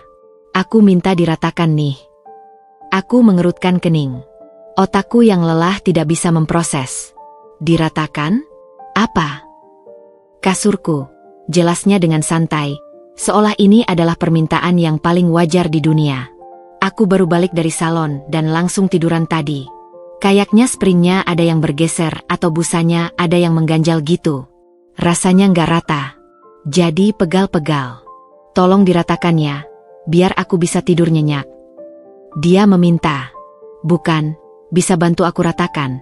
Atau, kita coba periksa sama-sama. Tapi, tolong diratakan ya. Aku terdiam. Seluruh kelelahan, semua pengabaian, setiap tetes air mata yang kutahan, berkumpul menjadi sebuah bola panas di dadaku. Tapi lidahku lumpuh. Haris, yang selama ini diam, ikut berbicara. Iya, Gin. Kamu kan lebih jago urusan spray dan kasur. Cepat ya, biar Vivi bisa tidur nyenyak. Dia besok pagi ada video call meeting penting sama klien. Lebih jago, kata-kata itu. Dia menyebut keahlianku, sesuatu yang mungkin dulu dia puji saat aku merapikan tempat tidur kami dengan penuh cinta. Kini direduksi menjadi keahlian teknis untuk melayani permintaan adiknya. Aku memandangi mereka berdua. Vivi dengan baju tidur sutra, Haris dengan piyama nyaman. Mereka berada di posisi mereka yang santai, sementara aku masih berdiri dengan pakaian kerja yang mulai kusut, tas masih di pundak. Seolah ada garis tak kasat mata yang memisahkan kami. Mereka di zona kenyamanan dan hak istimewa, aku di zona pelayanan. Kamu, mau aku meratakan kasurmu? Kataku perlahan, memastikan aku tidak salah dengar. Iya, Mbak. Soalnya kalau enggak, besok aku bangun-bangun badan sakit semua. Enggak bisa maksimal kerja, jawab Vivi, sambil mengusap lehernya seolah sudah terasa pegal. Haris menambahi, sudah, Gin, lakukan saja. Jangan sampai Vivi terganggu tidurnya. Dia kan butuh istirahat buat meeting besok. Nada suaranya datar, tapi penuh tekanan. Sebuah perintah, bukan permintaan. Bola panas di dadaku itu meledak. Tapi ledakannya bukan amarah yang membara. Ia adalah ledakan dingin. Sebuah kaca yang akhirnya pecah setelah retakan-retakan kecil tak terhitung jumlahnya. Semua rasa sakit, penghinaan, pengabaian, dan pengkhianatan itu tiba-tiba menjadi sangat jelas dan sederhana. Aku bukan istri di rumah ini. Aku adalah babu. Dan babu diminta untuk meratakan kasur nona muda. Tidak ada lagi air mata. Tidak ada lagi protes. Hanya sebuah keheningan kosong yang sangat luas di dalam diriku. Aku tidak berkata apa-apa. Aku hanya menatap mereka satu persatu. Lama. Mataku mungkin terlihat kosong, karena memang tidak ada lagi yang tersisa di sana. Tidak ada cinta untuk Haris. Tidak ada toleransi untuk Vivi. Tidak ada harapan untuk diriku sendiri di tempat ini. Lalu, dengan tenang yang menakutkan, aku berbalik. Bukan menuju kamar Vivi di lantai 2. Aku berjalan ke garasi. Mereka saling memandang, mungkin bingung. Gina? Kamu mau apa? Teriak Haris. Suaranya mulai kesal karena permintaannya tidak segera dituruti. Aku tidak menjawab. Di garasi, di rak paling belakang, ada beberapa barang lama. Dan di sana, tersimpan sebuah kaleng kecil bensin yang biasa kami pakai untuk generator darurat saat listrik padam. Aku mengambilnya. Beratnya nyata di tanganku. Bau menyengatnya menusuk hidung, membangunkan sesuatu yang primal. Dengan kaleng di tangan, aku berjalan kembali melewati ruang keluarga. Wajah mereka berubah dari bingung menjadi tidak percaya, lalu panik. Gina, Itu apa? Teriak Haris, berdiri dari sofa. Vivi menjerit kecil. Kak, itu bensin. Aku tetap diam. Dengan langkah yang pasti, aku menaiki tangga, menuju kamar Vivi. Kulempar tas kerjaku di lantai koridor. Aku mendorong pintu kamarnya yang terbuka. Kamar itu berbau harum, rapi, dan penuh dengan simbol-simbol kehidupan barunya yang nyaman di atas penderitaanku. Aku membuka lemari besarnya. Gaun-gaun, tas-tas kulit, sepatu-sepatu hak tinggi. Aku menariknya keluar, melemparkannya ke tengah kamar. Lalu aku membuka laci-lacinya. Skincare dalam kotak-kotak mewah, perhiasan, aksesori, barang-barang yang dibeli dengan uang dari kartu kredit yang hampir meledak. Semuanya kusapu ke tumpukan yang semakin besar di lantai. Gina, berhenti. Kau gila. Haris sudah bergegas naik, wajahnya pucat marah. Vivi menjerit-jerit di belakangnya. Itu barang-barangku. Jangan.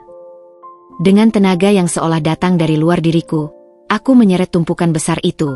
Pakaian, tas, sepatu, kosmetik, semuanya, keluar dari kamar, menyusuri koridor, dan menuruni tangga.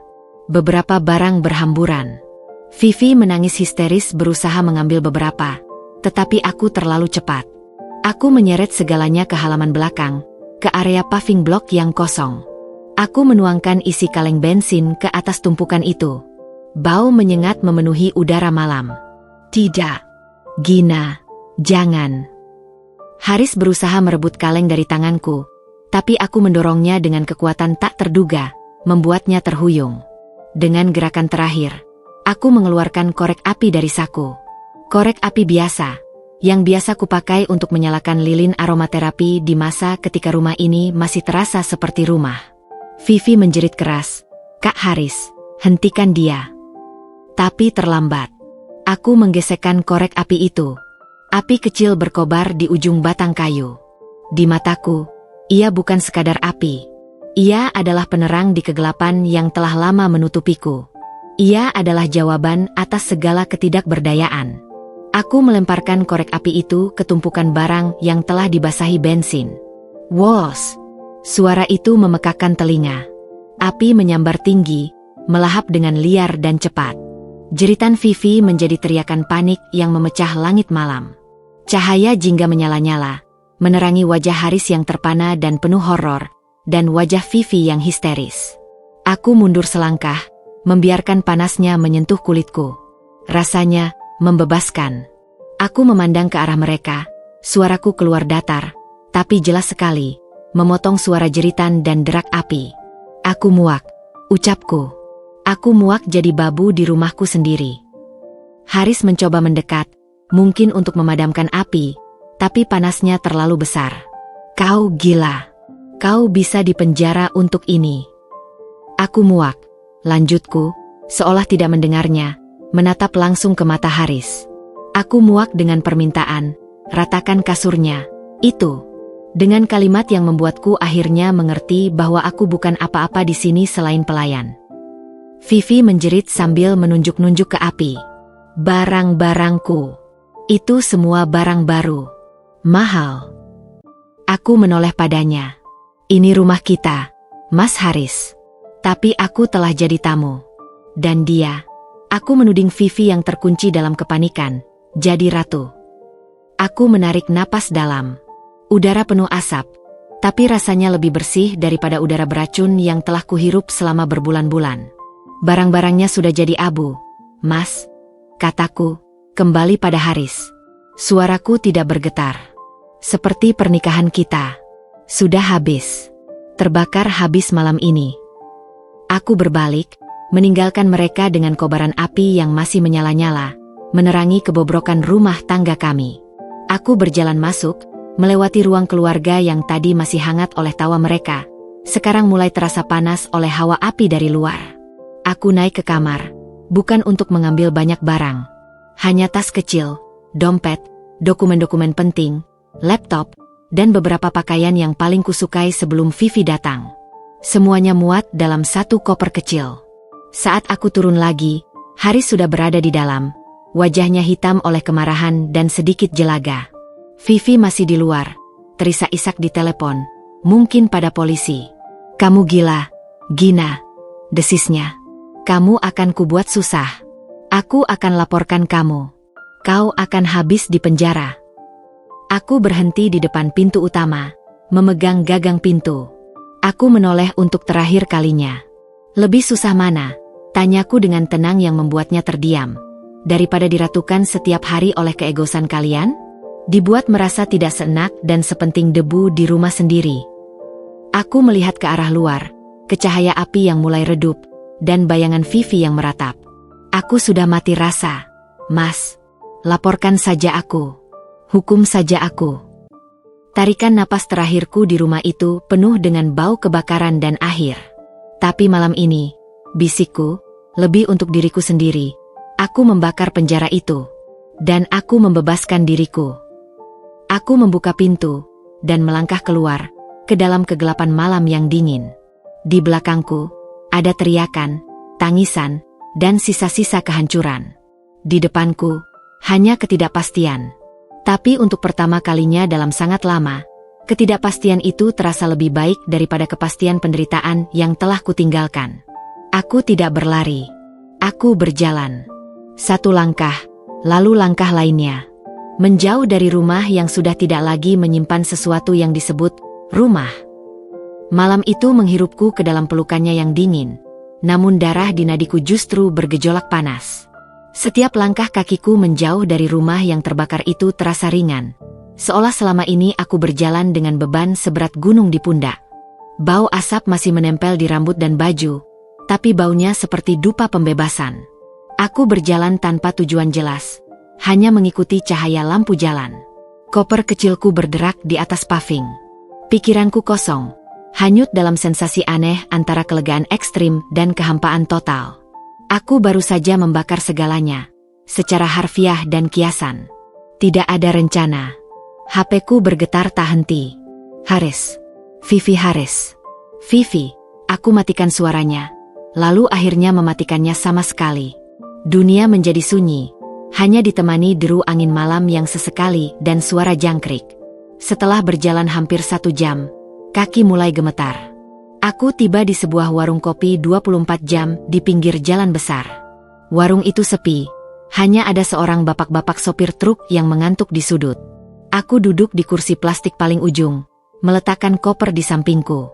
Pelayan muda menghampiri. Pesan apa, Mbak? Kopi hitam. Pahit, jawabku.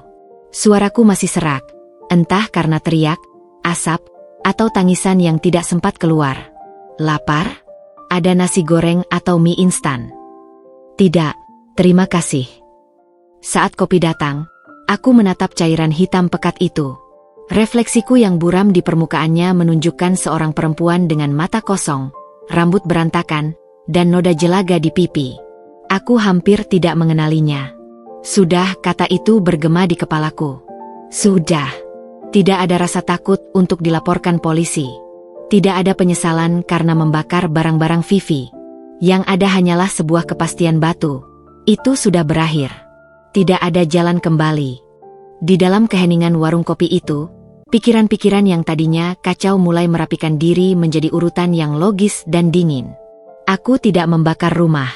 Aku membakar barang-barang Vivi. Tindakan itu simbolis, tapi juga terukur. Aku tidak menyentuh dokumen penting, tabungan, atau barang berharga lain milik kami bersama. Hanya benda-benda material yang menjadi simbol penindasan dan penghinaan selama ini. Tapi yang lebih penting, aku membakar jalanku kembali. Dengan satu tindakan itu, aku memutuskan semua kemungkinan rekonsiliasi palsu, permintaan maaf setengah hati, atau pembicaraan, kita coba lagi, yang akan berujung pada siklus yang sama. Api itu adalah garis pemisah yang tak terbantahkan antara sebelum dan sesudah. Aku menyadari, malam ini bukanlah tindakan impulsif seorang perempuan histeris. Ia adalah pilihan sadar terakhir dari seseorang yang telah kehabisan semua kata, semua air mata, dan semua jalan diplomatis. Saat suamimu memintamu meratakan kasur adik iparmu setelah seharian kau bekerja membanting tulang, itu bukan sekadar permintaan. Itu adalah deklarasi perang terhadap martabatmu. Dan api adalah satu-satunya senjata yang tersisa. Kopi hitam membawa sedikit kejernihan. Aku menyalakan kembali HP, mengabaikan puluhan notifikasi dari Haris dan Vivi, serta beberapa panggilan tak terjawab dari tetangga yang mungkin melihat api. Aku langsung membuka aplikasi pesan, mencari nama ibu. Jariku gemetar mengetik. Aku ibu, aku baik-baik saja. Aku sudah meninggalkan rumah. Aku akan menghubungi ibu besok pagi. Jangan khawatir. Jangan terima telepon atau kunjungan dari Haris atau Vivi untuk saat ini. Aku butuh waktu. Ibu membalas cepat, seperti sedang menunggu. Ibu anakku. Ibu di sini. Apapun yang terjadi. Telepon ibu jika kamu aman.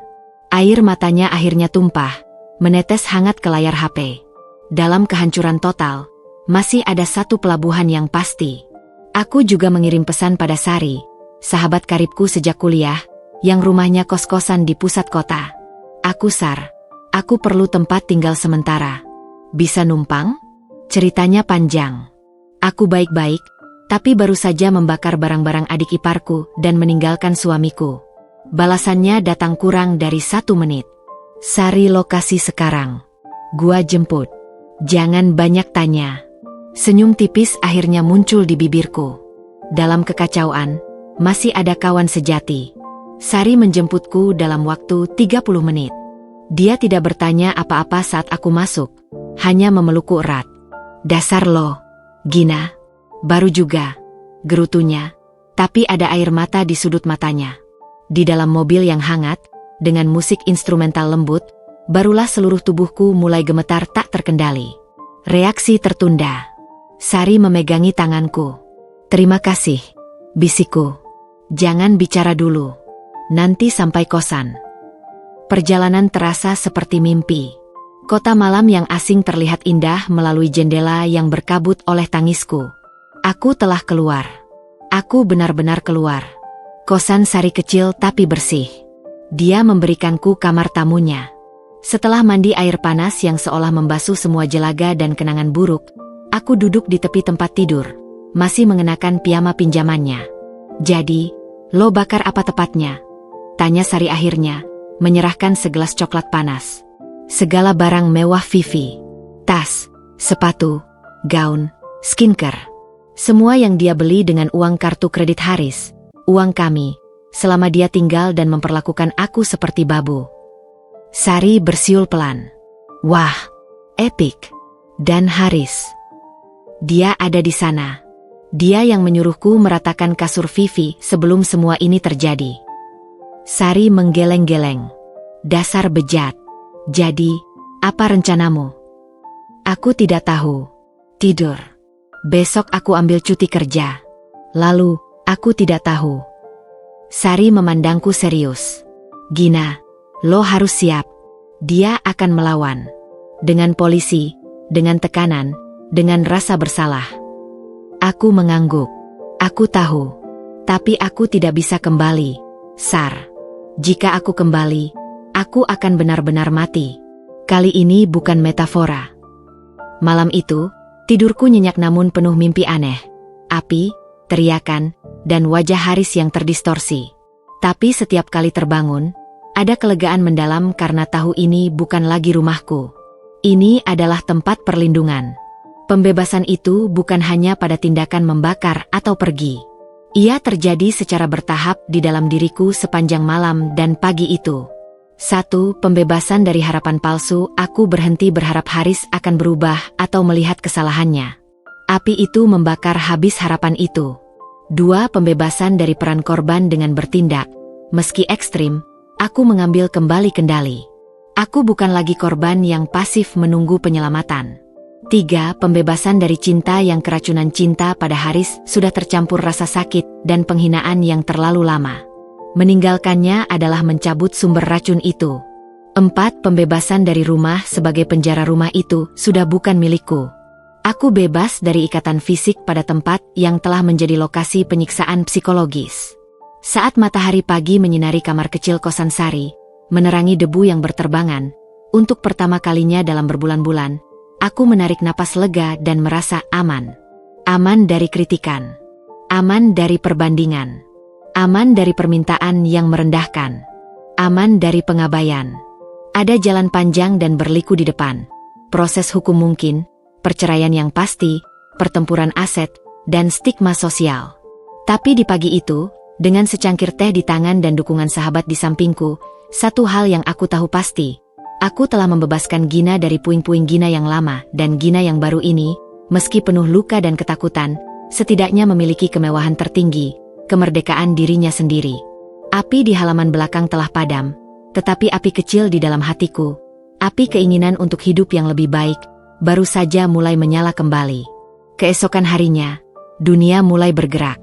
Karma, yang selama ini seperti harimau tidur di sudut ruangan, perlahan membuka matanya. Dan ia menyapa Vivi terlebih dahulu. Seperti yang diperkirakan, Haris melaporkan peristiwa pembakaran itu ke polisi. Sekitar pukul 10 pagi, saat aku masih berada di kosan Sari dengan tubuh lemas dan pikiran kalut, telepon dari kantor polisi menghampiri. Mereka memintaku datang untuk dimintai keterangan. Sari ingin menemaniku, tapi aku menolak. Ini urusanku. Aku harus menghadapinya sendiri, kataku, mencoba terdakin lebih berani dari yang sebenarnya. Di kantor polisi, suasana tegang. Haris dan Vivi sudah ada di sana. Wajah Haris dingin dan marah. Vivi terlihat seperti korban yang sempurna. Mata merah bengkak, pakaian sederhana, mungkin sengaja dipilih untuk efek dramatis, duduk merunduk. Apa yang Anda pikirkan, Gina?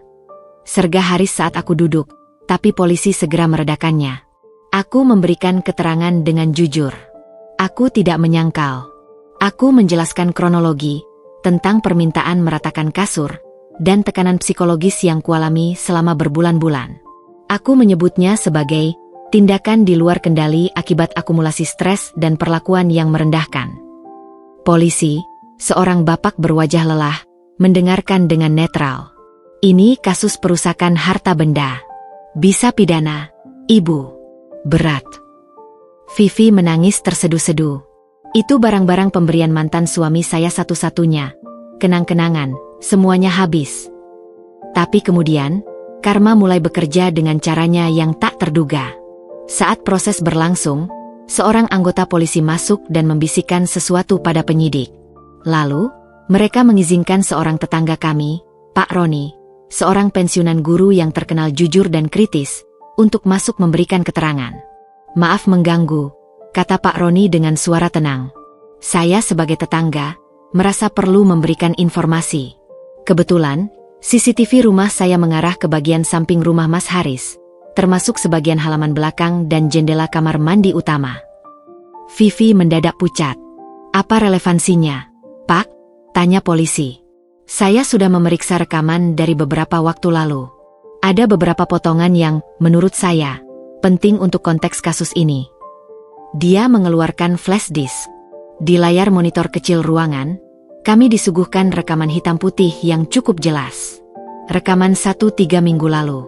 Vivi terlihat sedang di kamar mandi utama, yang biasa aku dan Haris pakai. Dia bukan sedang mandi. Dia sedang membuka laci kecil, mengambil sebuah kotak berisi kondom, dan dengan jarum, dengan sengaja membuat lubang kecil di beberapa bungkusnya. Lalu dia mengembalikannya dengan hati-hati. Ekspresinya datar, penuh perhitungan. Haris terdiam membeku. Napasnya tersedak. Vivi, apa itu? Bisiknya. Vivi membeku.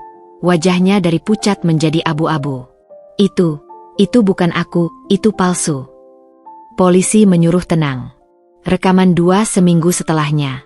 Vivi sedang berbicara di telepon di teras belakang, sambil merokok, hal yang selalu dia sembunyikan dengan klaim, anti rokok karena sehat. Suaranya terekam cukup jelas oleh mikrofon CCTV yang sensitif. Iya, santai aja. Kakakku itu mudah sekali dikendalikan. Cukup bilang, aku trauma. Dia langsung mau bayarin apa aja. Istrinya? Babu berijazah. Kerja, pulang, masak, bersihin. Dia nggak akan berani protes. Sekarang aku yang pegang kendali keuangan mereka lewat proyek fiktif ini. Percaya. Aku bakal jadi nyonya rumah yang sebenarnya sebelum akhir tahun. Nanti kalau Gina stres dan pergi sendiri, atau aku kasih alasan buat kakak buat menceraikannya, rumah itu bakal jadi milikku dan kakak. Iya, lumayan kan? dapat suami yang penurut plus aset. Ruang itu menjadi sunyi sejenak. Suara Vivi di rekaman itu dingin, manipulatif, dan penuh kebencian. Sangat bertolak belakang dengan persona rapuh dan manis yang selalu ditunjukkannya. Aku sendiri terpana.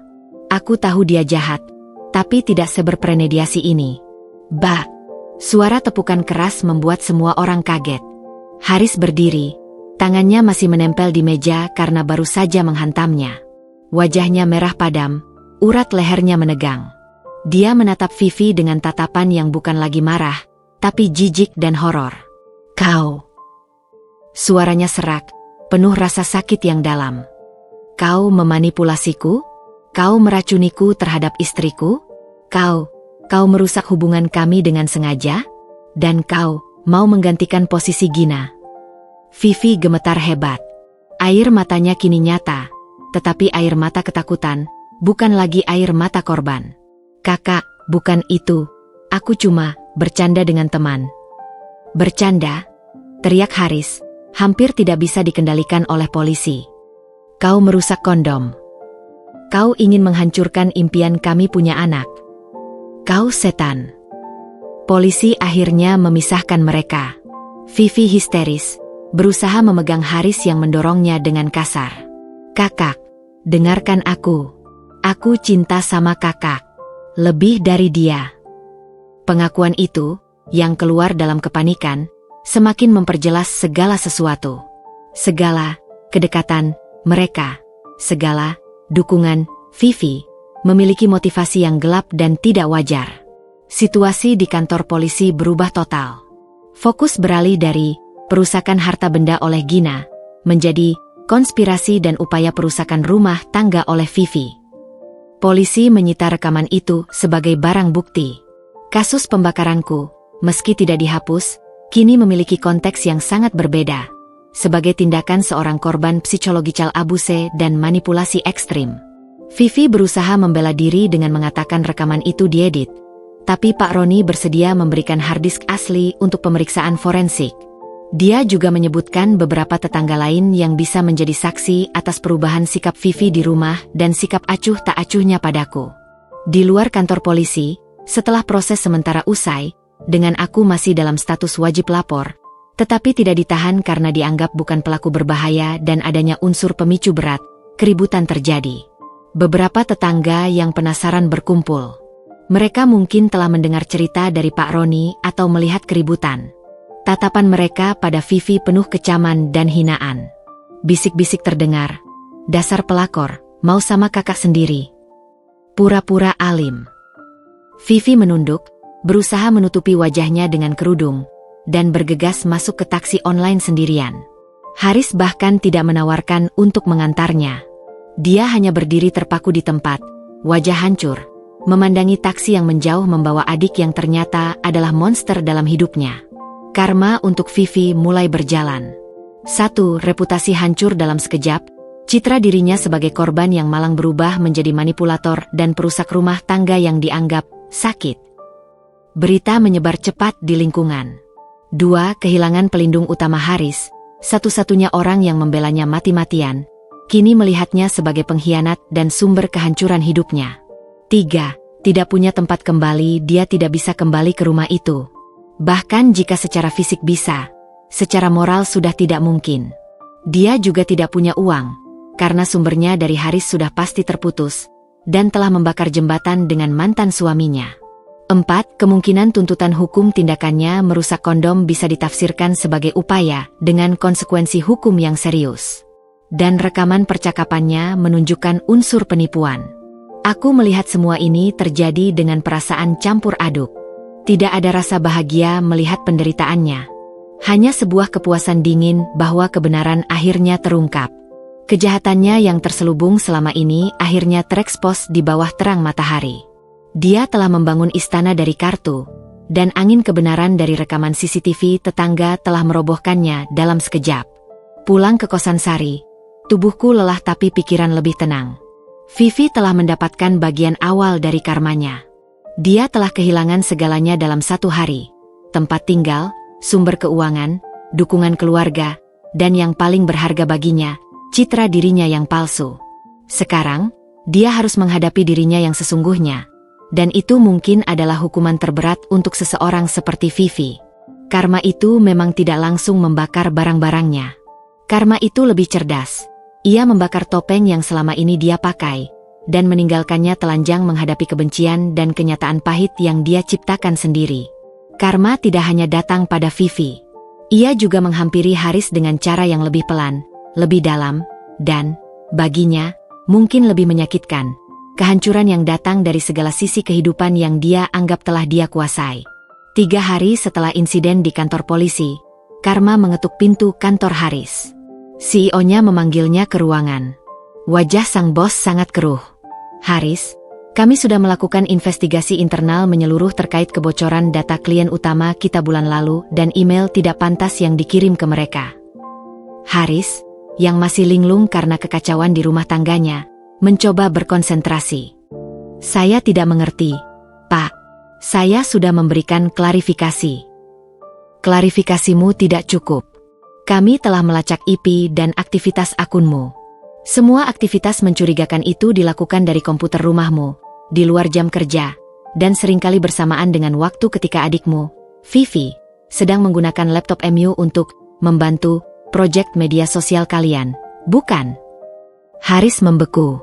Kami juga menemukan plagiat besar-besaran dalam presentasi klien terakhirmu. Kontennya dicuri mentah-mentah dari portofolio online seorang freelancer. Lagi-lagi, riset dan desain presentasi itu kamu serahkan pada adikmu, menurut pengakuanmu sendiri. Tapi, dia bilang itu original, dia. Kami tidak peduli, dia bilang. Kamu yang bertanggung jawab. Kamu menyerahkan pekerjaan rahasia perusahaan pada orang luar tanpa izin, mengakibatkan kebocoran data dan kerugian reputasi yang besar. Klien utama kita mengancam hengkang. Bosnya menghela napas. Kami sudah melihat rekaman yang beredar di lingkungan tempat tinggalmu. Kami memahami kamu mungkin sedang dalam tekanan. Tapi perusahaan bukan tempat rehabilitasi. Kamu menunjukkan kecerobohan dan judgement yang sangat buruk, baik dalam profesionalisme maupun kehidupan pribadi, yang akhirnya berdampak pada perusahaan. Hari itu juga, Haris diberi 2 pilihan, mengundurkan diri dengan baik-baik, atau dipecat dengan surat peringatan yang akan membuatnya sulit dapat kerja di industri serupa. Dia memilih mundur. Karir yang dibangun bertahun-tahun, hancur karena kecerobohannya mempercayai Vivi secara membabi buta. Dengan kehilangan pekerjaan, Haris juga kehilangan rumah. Aku, melalui pengacara, dengan tegas menolak untuk kembali. Proses perceraian telah kumulai. Rumah itu, yang masih berbau hangus dan penuh kenangan buruk, akhirnya dijual atas kesepakatan pengadilan. Uangnya dibagi 2. Bagianku kugunakan untuk membeli sebuah rumah kecil yang nyaman, sementara bagian Haris terkikis untuk membayar utang kartu kredit yang dipakai Vivi dan biaya hidupnya yang sekarang tanpa penghasilan. Dia mencoba menghubungiku berkali-kali. Pesan-pesan panjang berisi penyesalan. Gin, aku buta. Aku disesatkan. Dia memanipulasi segalanya. Aku merindukanmu. Rumah ini terasa sangat kosong tanpa kamu. Aku mengerti sekarang. Betapa sakitnya kamu. Aku mau memperbaiki semuanya. Beri aku kesempatan. Aku membacanya sekali, lalu menghapusnya tanpa membalas. Penyesalan yang datang setelah segalanya hancur, setelah dia kehilangan segalanya, terasa murah dan egois. Dia menyesal karena menderita, bukan karena benar-benar memahami lukaku. Suatu sore, dia menunggu di depan kosan Sari. Dia terlihat lusuh, jauh dari sosok pria rapi dan percaya diri dulu. Gina, tolong. Aku mau bicara. Aku berhenti, tapi tidak mendekat. Tidak ada lagi yang perlu dibicarakan, Haris. Tapi kita punya sejarah. Cinta. Cinta, suaraku datar. Cinta tidak menyuruh istrinya meratakan kasur adiknya. Cinta tidak membiarkan istrinya diperlakukan seperti babu. Cinta tidak membandingkan istri dengan orang lain. Yang kamu miliki bukan cinta, Haris. Itu kenyamanan. Dan saat aku tidak lagi nyaman untukmu, kamu membuangku. Dia terdiam, air mata mengalir di pipinya. Tapi air matanya tidak lagi menyentuhku. Hatiku sudah membatu. Kemana aku harus pergi, Gina? Aku sudah tidak punya apa-apa. Itu bukan urusanku lagi, jawabku, lalu berbalik dan masuk ke dalam. Sari menutup pintu dengan tegas di depan wajahnya yang hancur. Karma terbesar untuk Haris bukanlah kehilangan pekerjaan atau hartanya. Itu adalah keharusan untuk hidup dengan pengetahuan bahwa dia adalah arsitek utama kehancurannya sendiri. 1. Dia mengorbankan istrinya yang setia untuk seorang manipulator. Pilihannya jelas dan berulang. 2. Dia meremehkan dan mengabaikan tanda-tanda yang seharusnya jelas. Dia memilih untuk percaya pada drama Vivi daripada mendengarkan keluhanku. 3. Dia kehilangan orang yang benar-benar mencintainya demi ilusi keluarga yang ternyata racun. Dia harus membawa beban penyesalan seumur hidup, mengetahui bahwa seorang wanita baik yang pernah mencintainya sepenuhnya, telah dia perlakukan dengan kejam hingga mendorongnya untuk membakar segalanya.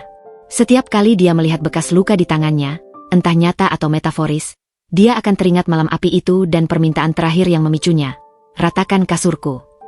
2 tahun kemudian, matahari musim kemarau menyinari taman kecil di depan rumah baruku. Rumah sederhana dengan 2 kamar, namun setiap sudutnya adalah milikku. Di sini, tidak ada foto yang disembunyikan, tidak ada menu yang dipaksakan, dan yang terpenting, tidak ada teror psikologis. Aku telah berkembang. Dengan uang hasil bagi hasil rumah dan pekerjaanku yang stabil, aku bahkan mulai bisnis catering kecil-kecilan, memasak resep-resep warisan nenek yang nyaris dibuang Vivi. Ternyata, banyak yang suka masakan kampung yang autentik. Aku menemukan diriku lagi, bukan melalui cinta orang lain, tapi melalui penghargaan pada diri sendiri. Tentang Vivi, kabarnya dia terpaksa pulang ke orang tua mereka di kampung dengan aib besar. Dia mencoba membuka toko online, tetapi reputasinya yang sudah buruk menyulitkannya. Mantan suaminya muncul menagih utang-utang lama yang ternyata banyak. Hidupnya jauh dari glamor yang dia impikan. Tentang Haris, dia masih berjuang. Karirnya tidak pernah benar-benar pulih. Dia bekerja di perusahaan yang lebih kecil dengan posisi yang jauh di bawah sebelumnya. Menurut kabar dari teman, dia sering terlihat sendirian, dan hubungannya dengan keluarganya, orang tua dan Vivi, tetap renggang karena saling menyalahkan. Aku sendiri, aku belajar untuk percaya lagi. Bukan pada cinta romantis yang besar, tapi pada kebaikan kecil sehari-hari. Aku berkencan dengan Aldi, teman lama yang juga memahami kompleksitas hidup. Kami berjalan pelan, saling menghormati ruang dan masa lalu masing-masing. Dia memiliki seorang anak laki-laki lucu yang sudah menganggapku sebagai teman bermainnya. Suatu sore, Aldi dan anaknya datang berkunjung. Kami duduk di teras, menikmati teh dan kue kering buatanku. Anak itu bercerita dengan semangat tentang sekolahnya. Aldi menatapku dengan senyum hangat, matanya berbinar. Di kejauhan, langit berwarna jingga. Aku menarik napas dalam. Udara terasa bebas. Api yang kunyalakan 2 tahun lalu memang menghanguskan banyak hal. Tapi dari abunya, tumbuhlah tanah yang subur. Di atas tanah itulah, aku membangun kembali hidupku, sepotong demi sepotong, dengan tangan dan hatiku sendiri. Aku bukan lagi Gina yang muak. Aku adalah Gina yang utuh, yang telah melewati kobaran api dan menemukan bahwa dirinya sendiri adalah bahan terkuat yang dimilikinya. Dan untuk itu, aku akhirnya bisa tersenyum, dengan damai, di rumahku yang sesungguhnya.